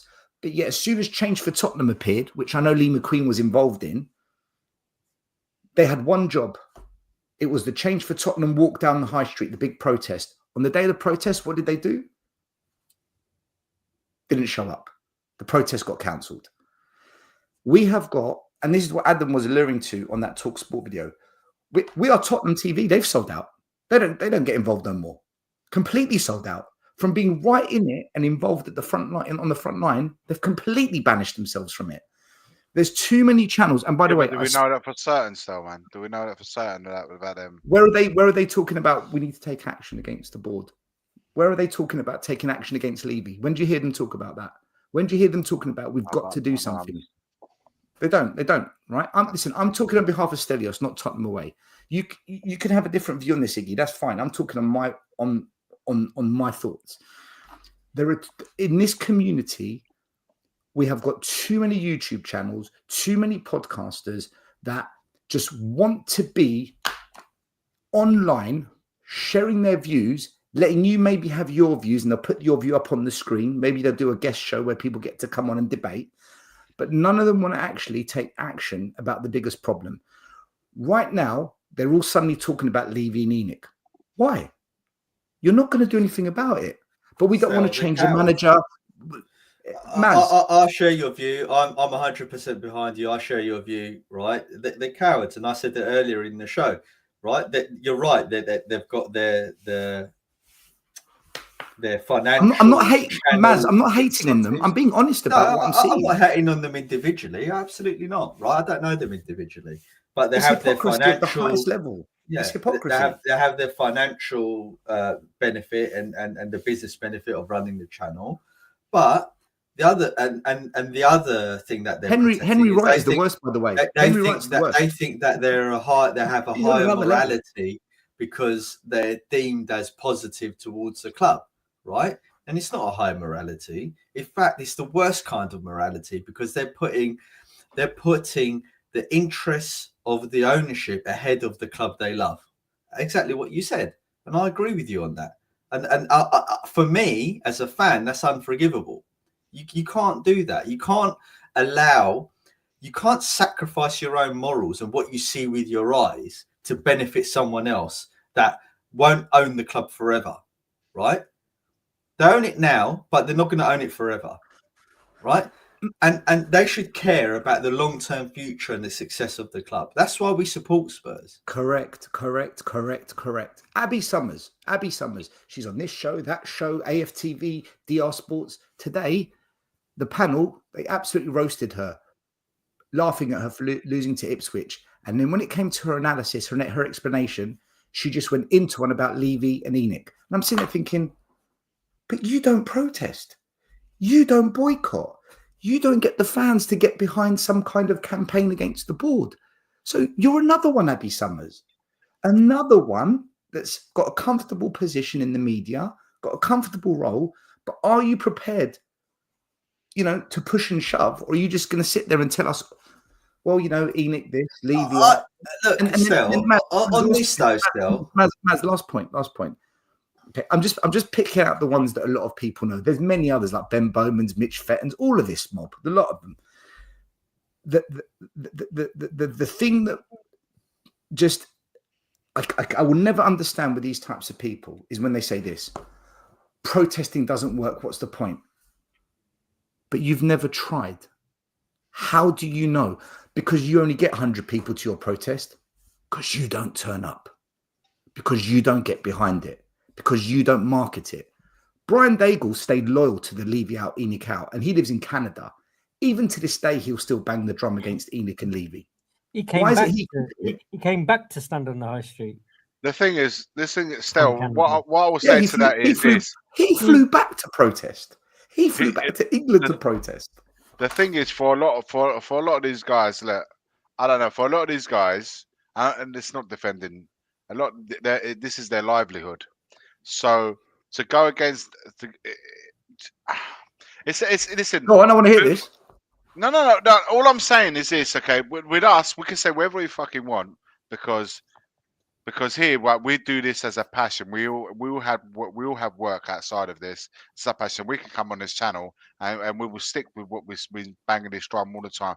For a lot of these guys, to go against the club, that the turn perhaps gives them a lot of whatever. But Iggy, they're on national YouTube media live in front of thousands of people having a go at the board. But you're saying a lot saying what were you saying earlier on is like they're not going against the club to protect Levy's interest. I think it's not nothing to do with Levy's interest. It's to do with their livelihoods that they have. No, I don't disagree because they can still make a livelihood by going against the club, right? Because YouTube is an independent. I'm just trying to put a different spin on it. Yeah, I know. Right, YouTube is an independent platform, right? And there's still ways that they can run a business outside of that. Look at AFTV as a prime example of that, right? They weren't liked about. Arsenal didn't like them. Right, they caused massive problems for Arsenal, but they're a massive success because of the way they ran it. So I don't buy this. They were hated by even Arsenal fans. They were hated by everyone. What's the biggest Man United channels? Hold on, Mads. I can debunk this. What's the biggest Man United channels? The biggest Man United channels. There's two. Mark Goldbridge. Yeah. Mark Goldbridge, United Stand, and the Stratford Paddock. Okay. Between them, they've got like 3 million subscribers between those two platforms. They have been glazers out, protesting, boycotting these platforms and many other. They've only grown and got more money coming into their platforms. And they still get on the media, they still get on TV, right? Yeah. All right. Look, there's certain people, like Abby Summers, right? Saeed TV, another one. Well done. In the comments, I just read it. Saeed TV, another one. I can understand why certain people in the mainstream media don't want to, they can't be the face of the protest. However, they can speak their mind. And what they should do is be very forthright with their views, right? Even Redknapp, what's his name? Not Harry Redknapp, the other Jamie's son, Jamie Redknapp. That's it, right? I've got to give him credit. He's been quite damning towards Spurs, and he still goes because on of how they treated his dad. Yeah, and too right. Glenn Hoddle's come out and slammed them. Yeah. Hugo Lloris has written a book slamming them. Jamie O'Hara's slammed them. How many more people have to come out? What's he tried to do? What does the club try to do to all of them? Especially, but they should turn around to the club. They should think, you know what? They were getting phone calls, mate. Yeah. But they should say to Tottenham, for the love of my club, I don't care if I don't come and see Spurs play, right? Things need to change. That's what they should say to them. I'm saying to you that this is why. I'm saying those are the reasons. I'll give you the reasons why they won't publicly. It's my opinion, guys. Iggy, they're publicly criticising the owners. But they're publicly criticising the owners. So my question is, you're prepared to publicly... Daniel Levy's team will be online watching Last Word on Spurs, watching Brian Daigle on Chris Cowlin's channel, watching these other platforms, listening to Abby Summers as well. Good evening, guys. Watching us. Hi, Daniel. Right? They'll be watching and saying that person, they said this, they said this. So if they know they're calling out the club, if I know you are watching me and I'm calling you out, what do I care if I protest against you? What's the difference? Stel, I don't disagree with anything you said. I've been at those protests, and you've seen you've seen how they've turned against us as well. They mugged. We was getting the piss taken out of photos. Remember all the things that were doing to us at that time. Yeah, but if there was thousands of us, They wouldn't do that. You know, but it didn't happen. We tried. How many times did we try? We but- got Yeah, the but opposite. Iggy, It wasn't like if you don't want to stand here and you want to No, but stand over there, that's fine. Iggy, I think that's Stand my over there. point. That's the That's my point Stel's point. making, though, because I right? don't have the answer to you, man. I don't know, man. It's because these everyone else- platforms are working against change, but yet they're giving the vocal and visual perception that they are for change. You are for nothing if your actions don't back up what you say. People that say things like, I'd love to be a millionaire. Okay, go for it. Maybe you get it. Maybe you fall short. Maybe it didn't work out. But to not Try. give it a try means you don't want to be a millionaire. You like the idea of it. Still, what we can do is we have to maybe be as big as one or two of these channels. We're and then- growing, and then- but and- it's got to be a and- collective, though. It's got to be. It's Yeah. got to be. Look, every Man United fan was Glazers out. Every Geordie was Ashley out. There's the more. There's Arsenal more. fans In all fairness, still, in all fairness, were to you, I don't Wenger know what out. it is. Were- I don't know were- what were it is. Kroenke out at one with- point. At one point, they were. I don't know what it is with clubs up north. There seems to be more unity in this sort of thing. I don't You know. know, when they're Chelsea protesting, managed to do- when they're Chelsea protesting, protest when they need to. No, I'm Arsenal talking do about it when they need I'm to. talking about United, Arsenal did it. United, Arsenal did it, right? Everton. There seems to be more unity when Liverpool were pissed off with their There owners. is, Everton were pissed off with- and Colt, I and don't know. I don't know. societally, It's different down Okay. south here. Societally, you're correct. They're much more close knit up there, right? In their communities, but Arsenal and Chelsea protest when they need to protest, right? Look, there's lots of different ways you can protest, right? And taking it a step at a time. All I think we're saying is at least just tell the truth. Just tell the truth, and let's see where it goes. As long as there's people willing to effectively sell the love of the club for business or to carry favor, to get gravitas from certain things, then they're not serving the best interests of the club. They're actually serving it against the interests of the club. And what we're appealing to is, to the other YouTube channels, is you need to start thinking about the long-term future of the club, right? And why we support Spurs, and not thinking about Daniel Levy and who wants to be your mate and who you can invite on your channel and who you're going to do this and who you're going to do that. And I for one, I'm really disappointed in We Are Tottenham TV. 2 years ago, when the Super League thing was coming out, they were bang on it. Now they're the complete opposite, right? And fine, you know, the chaps every now and again, they do criticize, but you can't. Do you love the club or not? You can't just flip-flop positions just to seem balanced on a panel. If that's the case, then just make sure you have regular guests on who are opposite to your views. It's all virtue signaling. We invite anyone onto our channel, right? If Barnaby wants to come onto the channel, it's more than welcome. You know, Barnaby's Happy come Clapper on. James wants to come onto the did, channel. yeah. Happy Clapper Ian wants to come Barnaby onto came the on. channel. They're more than welcome. I'm only joking, by the way. They're great guys, right? But you know, yeah, that's my opinion. Ian wants Levy out. Ian can't stand him after the way. No, I know. he's I'm only spoken to joking. the- I'm only joking out of friendship to them. Listen, I'm I've just being always, I don't know. I don't know. I haven't watched a lot of the other streamers, to be honest with you, or the other content creators, and I haven't. As last as I know you mentioned We Are Tottenham TV. I've always known him to be Levy out. Maybe not as vocal as us in saying it, but I've always known them to be Levy out. But I don't know. Listen, like I said, it gets to a point where, like, you know, it gets silenced a little bit. I don't know. I really don't know what the thing is. All we can go on is what we do and what we have done as a channel ourselves. Everyone else can choose to do what they want to do. But you're right, still.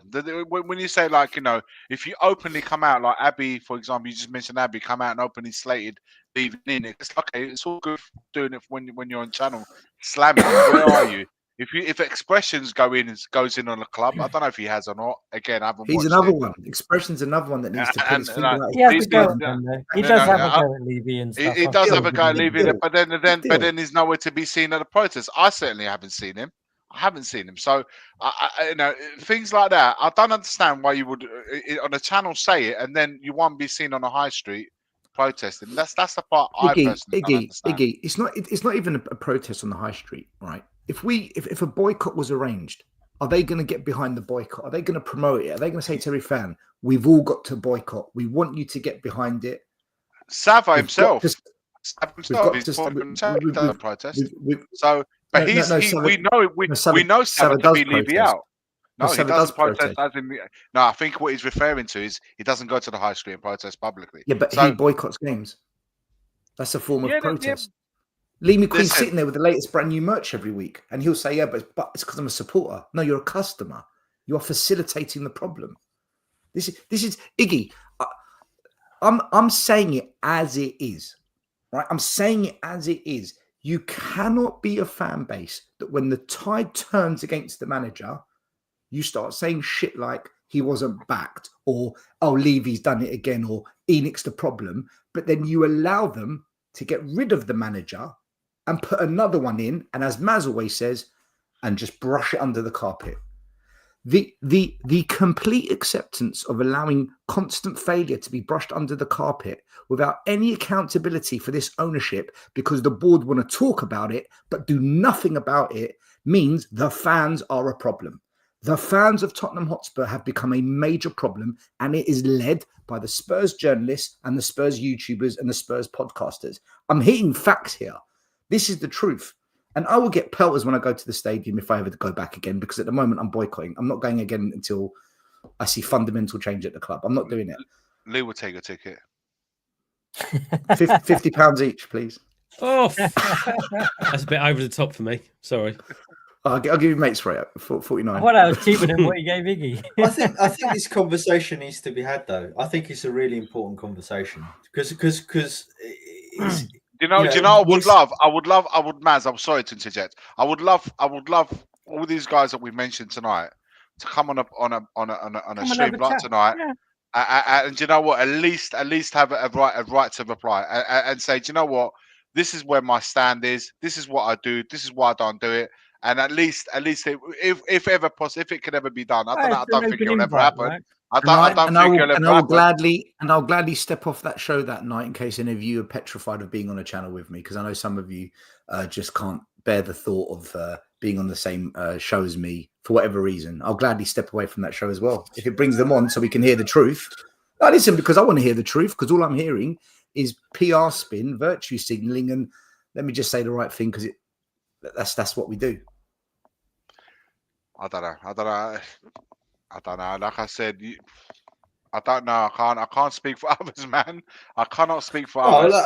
Look, I don't think look, they either want to speak to us or they don't. Still, whether it's still me, anyone on the channel, right? You know, obviously, I would like still to be a part of it because he's the guy who runs the channel. He's the main guy. As his JP and as his Will, right? So, but I'll debate any of them.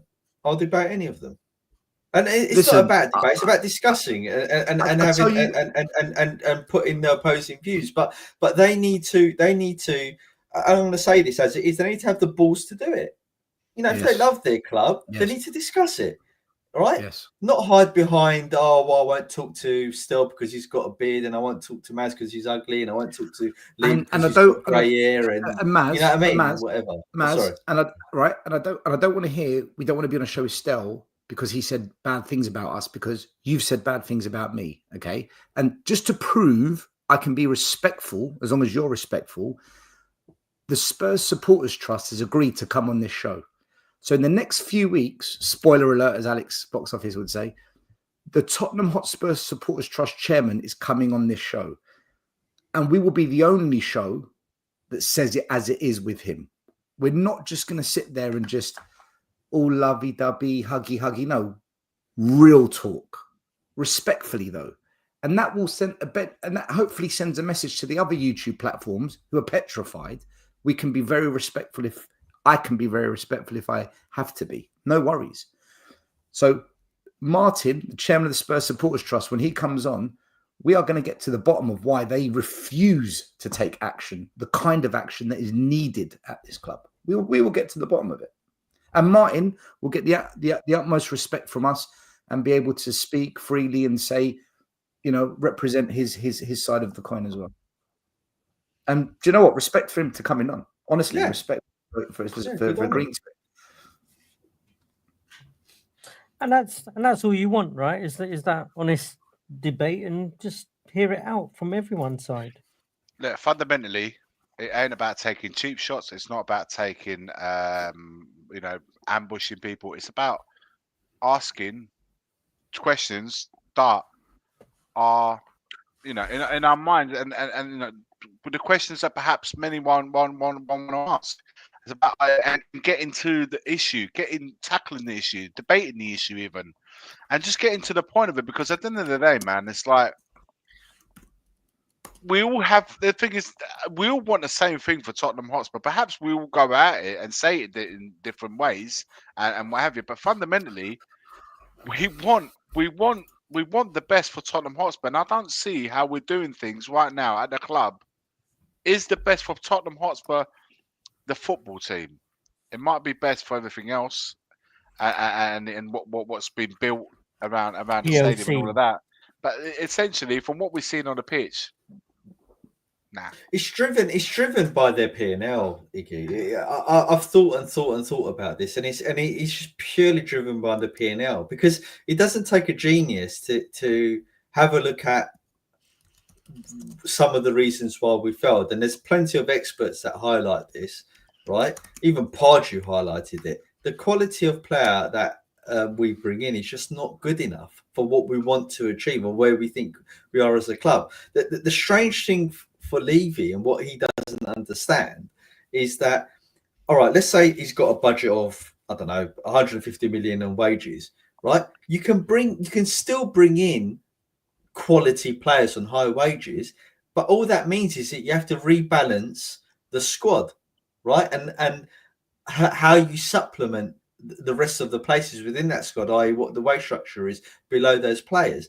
If you look at where we've dropped the salaries down by 35 million in a year, right? That all that tells me is that he was willing to spend that 35 million in years gone past, right? Now all of a sudden he's decided we need to cut the salary, and there's various reasons, they want to get investment in and all this sort of nonsense. But all that tells me is that he's given up on trying to bring in or keep our top players, because all he's concerned about is how he's going to build the hotel, who's going to invest in the club, what sponsors he's going to bring in, etc., at the behest of football, right? And a successful chairman obviously thinks about that stuff, but they also think about why they're in this game to begin with.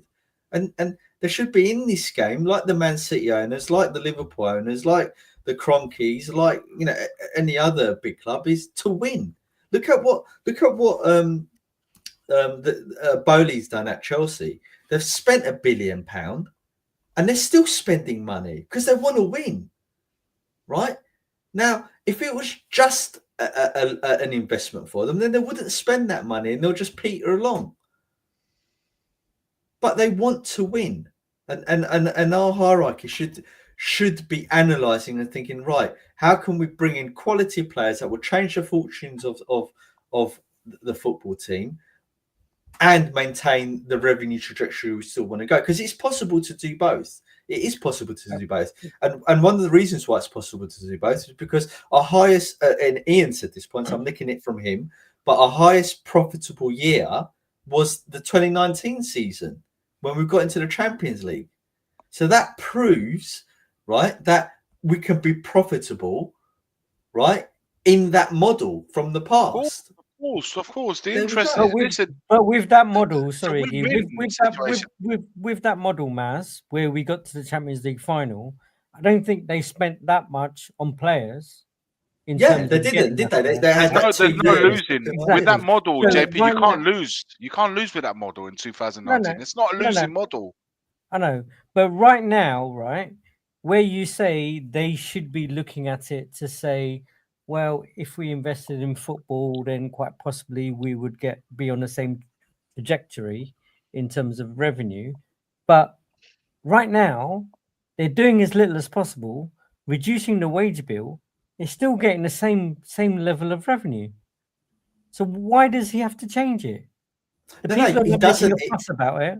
The people are not moaning about the product.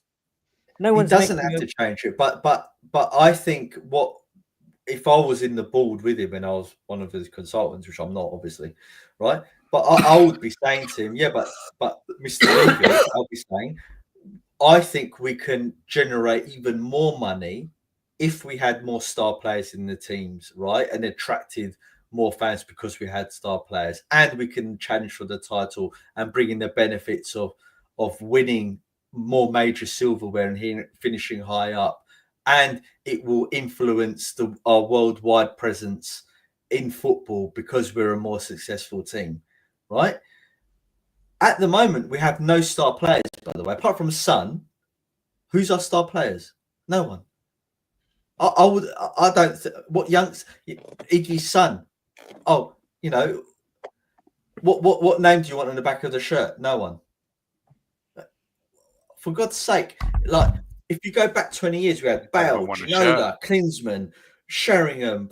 You rattle off the names. Now there's not one player that I would either consider having a name on the back of my shirt. Not one. Mate, I bought him the shirt. He hadn't even worn it this season. I want to hear what Lee has to say on this. He's been quiet for way too long. I would get Wiener. I would get Wiener on the back. Playing computer games. Thanks, man. Wiener, yeah. Thanks. I'd get Johnson. I'd get Big Johnson. I can't afford Johnson's too expensive. I'd get a Big Johnson. Listen, on the club, I thought the protesting side of things, I've always had an opinion that you have to have a certain amount of people to make it viable, right? You've got to have a big enough voice, and I think we are not. I don't think our fan base is the type of fan base to do it. It's not to say that I wouldn't. If Stel, you were doing one and I was free and I could come along, I absolutely would, because I think full-on change of this club is required, and Levy needs to go to do that. We just need to instill someone that's got a footballing brain, footballing mind, to change the ethos.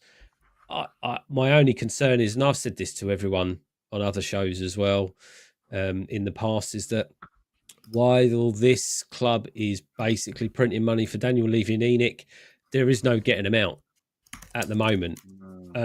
But at least making the statement that we want change is a start, right? And no bad publicity for the club is going to look good on investors and that kind of thing. So, every little helps, as they say. Going back a little while, in terms of my thoughts on Ange at the moment, I'm of the opinion that I want Ange out right now because I don't see anything changing, and the inconsistencies in the games is too much. I think if we could potentially get someone in that could stabilize it and make us a bit more consistent and not lose in such depressing ways, we may be able to salvage something out of this season. A cup or, a better run in the Europa League and the rest of the games or something of that nature. I'm fully open to that idea. Obviously, though, I don't want it to be another cheap, import whose backstory really isn't that good when you actually read into it. Like Ange's is, he was praised so much, but in actual fact, he didn't actually do that much. And see how they get on. I mean, I know, Iggy, you were saying, it doesn't change anything if you don't get anyone in, and I'm not out because I think that anything's going to change from the club's perspective. It's pure on a can we rescue something from this season perspective, and that's it. Because I don't think there's much left in this season if it continues what I saw yesterday, which is just it doesn't look like that they've got any ideas, and to like you guys have said, I'm the way that I saw the players playing yesterday is either one or two things: either they're all on leashes and they're just doing what they're told, and that is completely breaking down, them as in their personalities. And we're seeing Romero off the ball and stuff like that. I completely get that. If they're being told, do this and do this only, hammer it will get there, we will come good. Well, it's been 18 months now, and there's no sign of progression. It's regression. So that's where I am on that. And in terms of other channels, I don't really watch them. I don't care what they say. I can see through the veil and I can see through the bullshit. So I just don't bother getting involved in it, to be quite honest with you. Oh, that was better. For me, the only reason this season, the only thing that keeps it a little bit more alive for me personally is the fact that we're still in the cups. In the cups. In all honesty, guys, and I'll say it hand on heart, I couldn't give a toss where we finish in the league this season. I really couldn't. The reason, even if our cup dreams are alive, I think the manager will still get sacked if he isn't in where he should be in terms of league positioning. For me personally, if our cup dreams are alive and we are 15th in the league, I couldn't give a toss. I would say I couldn't care where we finish in the league because it's never mattered fundamentally. But won't the manager get sacked though, Iggy? Yeah, because he needs to make top four. It would making top four would come at a cost of winning the trophy. Let me ask you this question then, right? We sacked Mourinho 5 days before a cup final. Yeah, that told you everything you need to know. Hypothetical. Ange gets to the cup final, which is in 3 weeks' time, but 2 weeks before the final, Spurs drop to 15th in the league. Is he going to be the manager for that cup final? History has taught us that he wouldn't be. History has taught history, but this is what I'm saying. For me, Ryan Mason's going to get another crack at a cup final. Ryan Mason's going to have more cup finals than any other managers. If he brought home a trophy, let's say EFL Cup. If we brought home that trophy in February and we finished 16th, 17th in the league, I wouldn't give a flying F. I really wouldn't. Because I'd be like, yeah, I know. I wouldn't, because he would have done something that I haven't seen happening since 2008. So for me, that alone would be worth celebrating for me. But I know that it wouldn't be the same for anyone else, and I know that we would our club would completely. I know we already know. You know what's funny? Ange said in the press conference, "Oh, what would be the point in me winning a cup and then the next season getting sacked?" And I was like, "Oh, please do that. Please win a cup." He would next season. That'd be brilliant. No, he would leave as a hero, though. At the very least, in my eyes, he would leave as a hero. Yeah. Well, how many managers didn't he? I would have thought that's a win for him. I thought it would be like the best win ever, isn't it? And he can carry on, Maz, saying, "In my second season, I have won." No team in 17th win a cup. No team in 17th win a cup, Iggy. Jimmy, Wigan got relegated winning the trophy. They won a cup, didn't they? The thing is, I'm not saying get relegated, by the way. I'm saying 17 and winning the cup, I'll take that. That's what I'm saying right now. Didn't Ange? Maybe I made this up, or I read it somewhere, and it was a complete rubbish headline. But didn't Ange make a comment a few weeks ago, basically saying, the fans, or someone said to him, the fans just want a cup, or they just want to win something, and he turned around and said, it's not about winning things, it's about progression or something of that nature. I'm sure I read that, and I was thinking, yeah, I said it a few times, Lee. Yeah, and I'm just like, well, why are you here then? We don't want a manager that's going to do exactly the same as what everyone else has tried over the last 23 years. We want to win something, even if it's a petty Carabao Cup or Europa League. Yeah. You know what I mean? There's nothing petty about winning a cup. You know what I mean, though. Even if it's one that other teams don't think's a cup or something, I'm not talking about the Aldi Cup or the Egg Cup or something like that. But you know what I mean?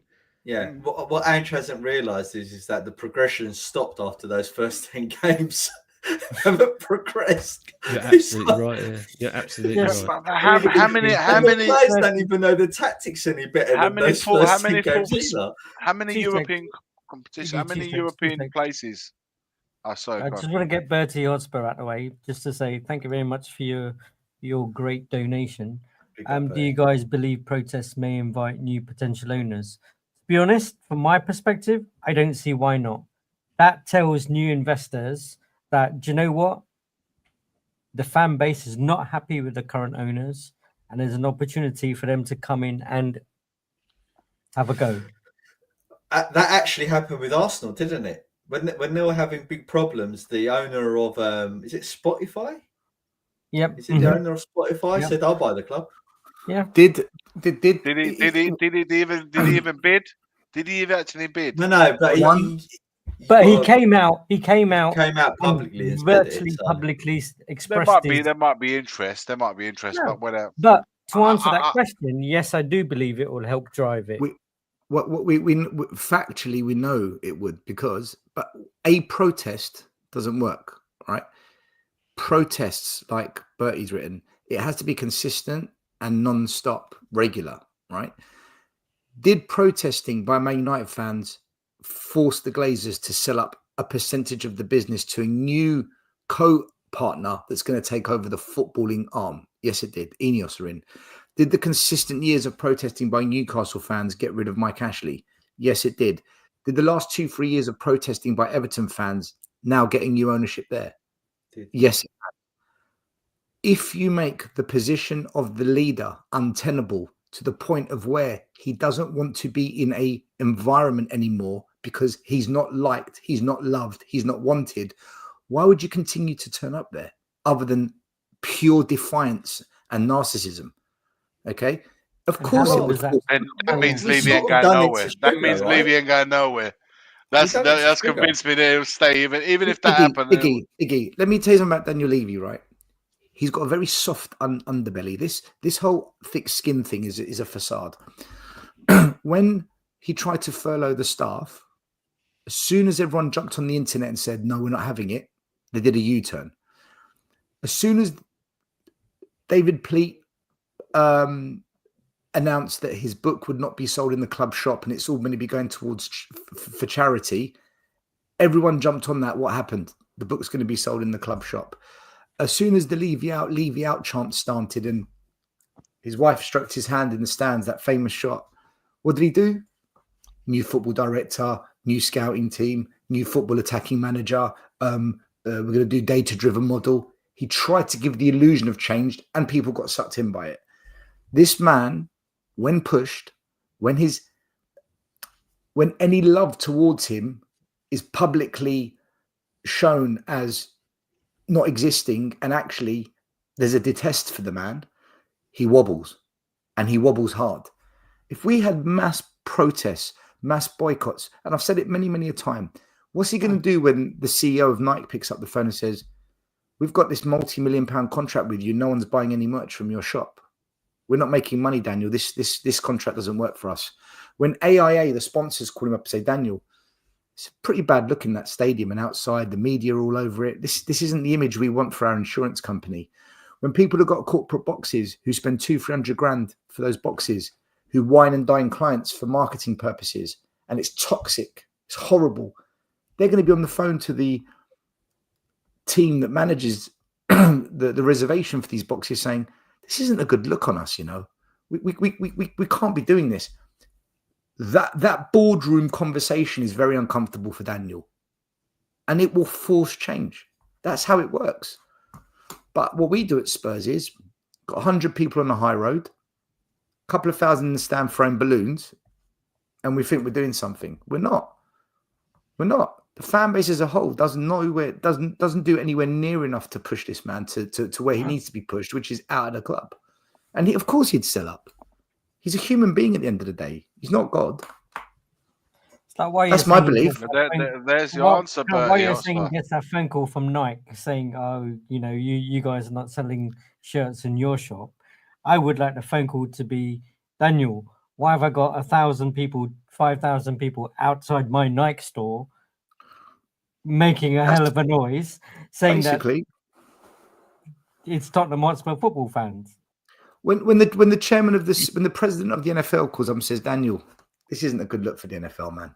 We can't have this cloud surrounding the NFL. This isn't what we're about.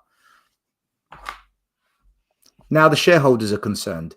Now the financials don't look good. Now he's got to respond to managers as to why he can't fund transfers. Now he's got to explain to fans why this £1 billion stadium game changer can't facilitate the kind of on-field activity that we want to see. Listen, you make the position untenable, the person has to either change once and for all, which he won't, or I'm done. I'm done. I'm not doing it no more. That's how it works. That's how they manage people out of corporate businesses. If you can't fire someone, they manage them out. Trust me, I got managed out.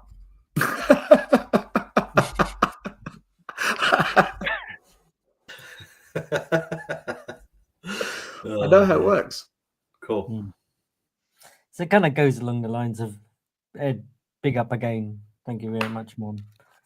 Like it goes along the lines of that. If you can't even negotiate in good faith, because that stadium rights has taken forever, right? And I hear the reasons or the excuses now which have come out to basically say, well, actually, it being known as the Tottenham Hotspur Stadium has a far better reach. What, better than £500 million given by another factor that may push things along is if we continue along this trajectory and we slide down the table and our rivals Chelsea, Arsenal, Liverpool, Man United, Man City, Newcastle, Aston Villa continue on their trajectory upwards, right? The Nike will turn around and say to me, you know what? Why are we paying you, I don't know, £50 million or whatever? We're paying Aston Villa £50 million. They're doing much better than you. We'll give you 30. That's when he will change because he'll be like, fuck. But look, Still said it perfectly. It's very difficult to do. But for me, first step is people need to start telling the truth. That's the first step. Start telling the truth. Care about your club. Tell the truth. Call it out. Then other things will follow. We hope. We hope. Well, right. we can do. That's been a night of it. It's a We've nice got a super chat. Nice from serious A user. conversation. A user, man. Big up Anything once touches again. us goes to shit. Look at Getty. Have they gone bankrupt or something? Yeah, last year, wasn't it? No, like earlier this year, I think. Or maybe it was last year. Because we had to change the name, right? Because it's a new name now. Oh, yeah. Actually, they probably owe us money for that. I just want to quickly say we did a poll in the chat saying, what name would you get on the back of your shirt? And the options were Big Johnson, Turbo Wiener, Generational Grey, or Yang from Gang One. And the winner is Yang from Gang One. So that's what most fans would get on the back of their shirt. And I also want to say... Levy's already signed him. Right, yeah, that's why we signed him, right? And I want to also big up to Adam, who said that on his shirt he would get Huptur.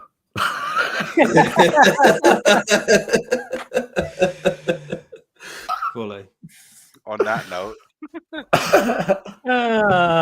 that note, let's end it. Yeah, I think that's a good place to end it. Any last words? We go around. Just yes or no, guys. Do you not believe? Do you not just yes or no? We don't have to go into it. Just a yes or no will do. Do you not believe in this whole Grealish thing linked with us? No. I think he'll be nuts to join Spurs. I'd rather sit in Man City on the bench, earning loads of money and seeing his team win, and then picking up a winner's medal, even though he hasn't really participated. And that was that. And that was that. Yeah, cheers for that, Iggy. Yeah. Cheers. Yeah, no. I asked because we've been linked with him, haven't we? We've been linked with him. That's why I've asked. Yeah. Can I? Do you know what? How good is Pedro Neto doing at Chelsea, man? And people said he's injury prone, man. And just so annoying. No, but it's true. We did say that as well, didn't we? But if we knew that here as well. If we knew that our only signings were going to be Gray, Bergman, Solanke. We'd have taken him to a few games. The thing is, we said Neto, his hamstring. We turned our noses on Gallagher. He went to Atletico Madrid. Neto, because of his hamstring. Look, it's not turned out well for Chiesa at Liverpool. We wanted him as well here. So, I don't know, man. Just sometimes it is what it is, isn't it? Right. Yeah, but at least take a risk. Anyway, look, Let's say goodbye, everyone. Say goodbye, everyone. Bye-bye. Goodbye, Good everyone. to see everyone and Ciao, hit the ciao. like We'll button, see you all. subscribe. See you guys real God, soon. long Much love. 2 weeks of stew on And that one, man. it's a long 2 weeks, but 2 we'll ass wait for it. weeks. Oh, Come on, you smoke. it's going to be Spurs. hell. Come on, you Spurs. Half the England squad have been sent home as well, haven't they? Spurs.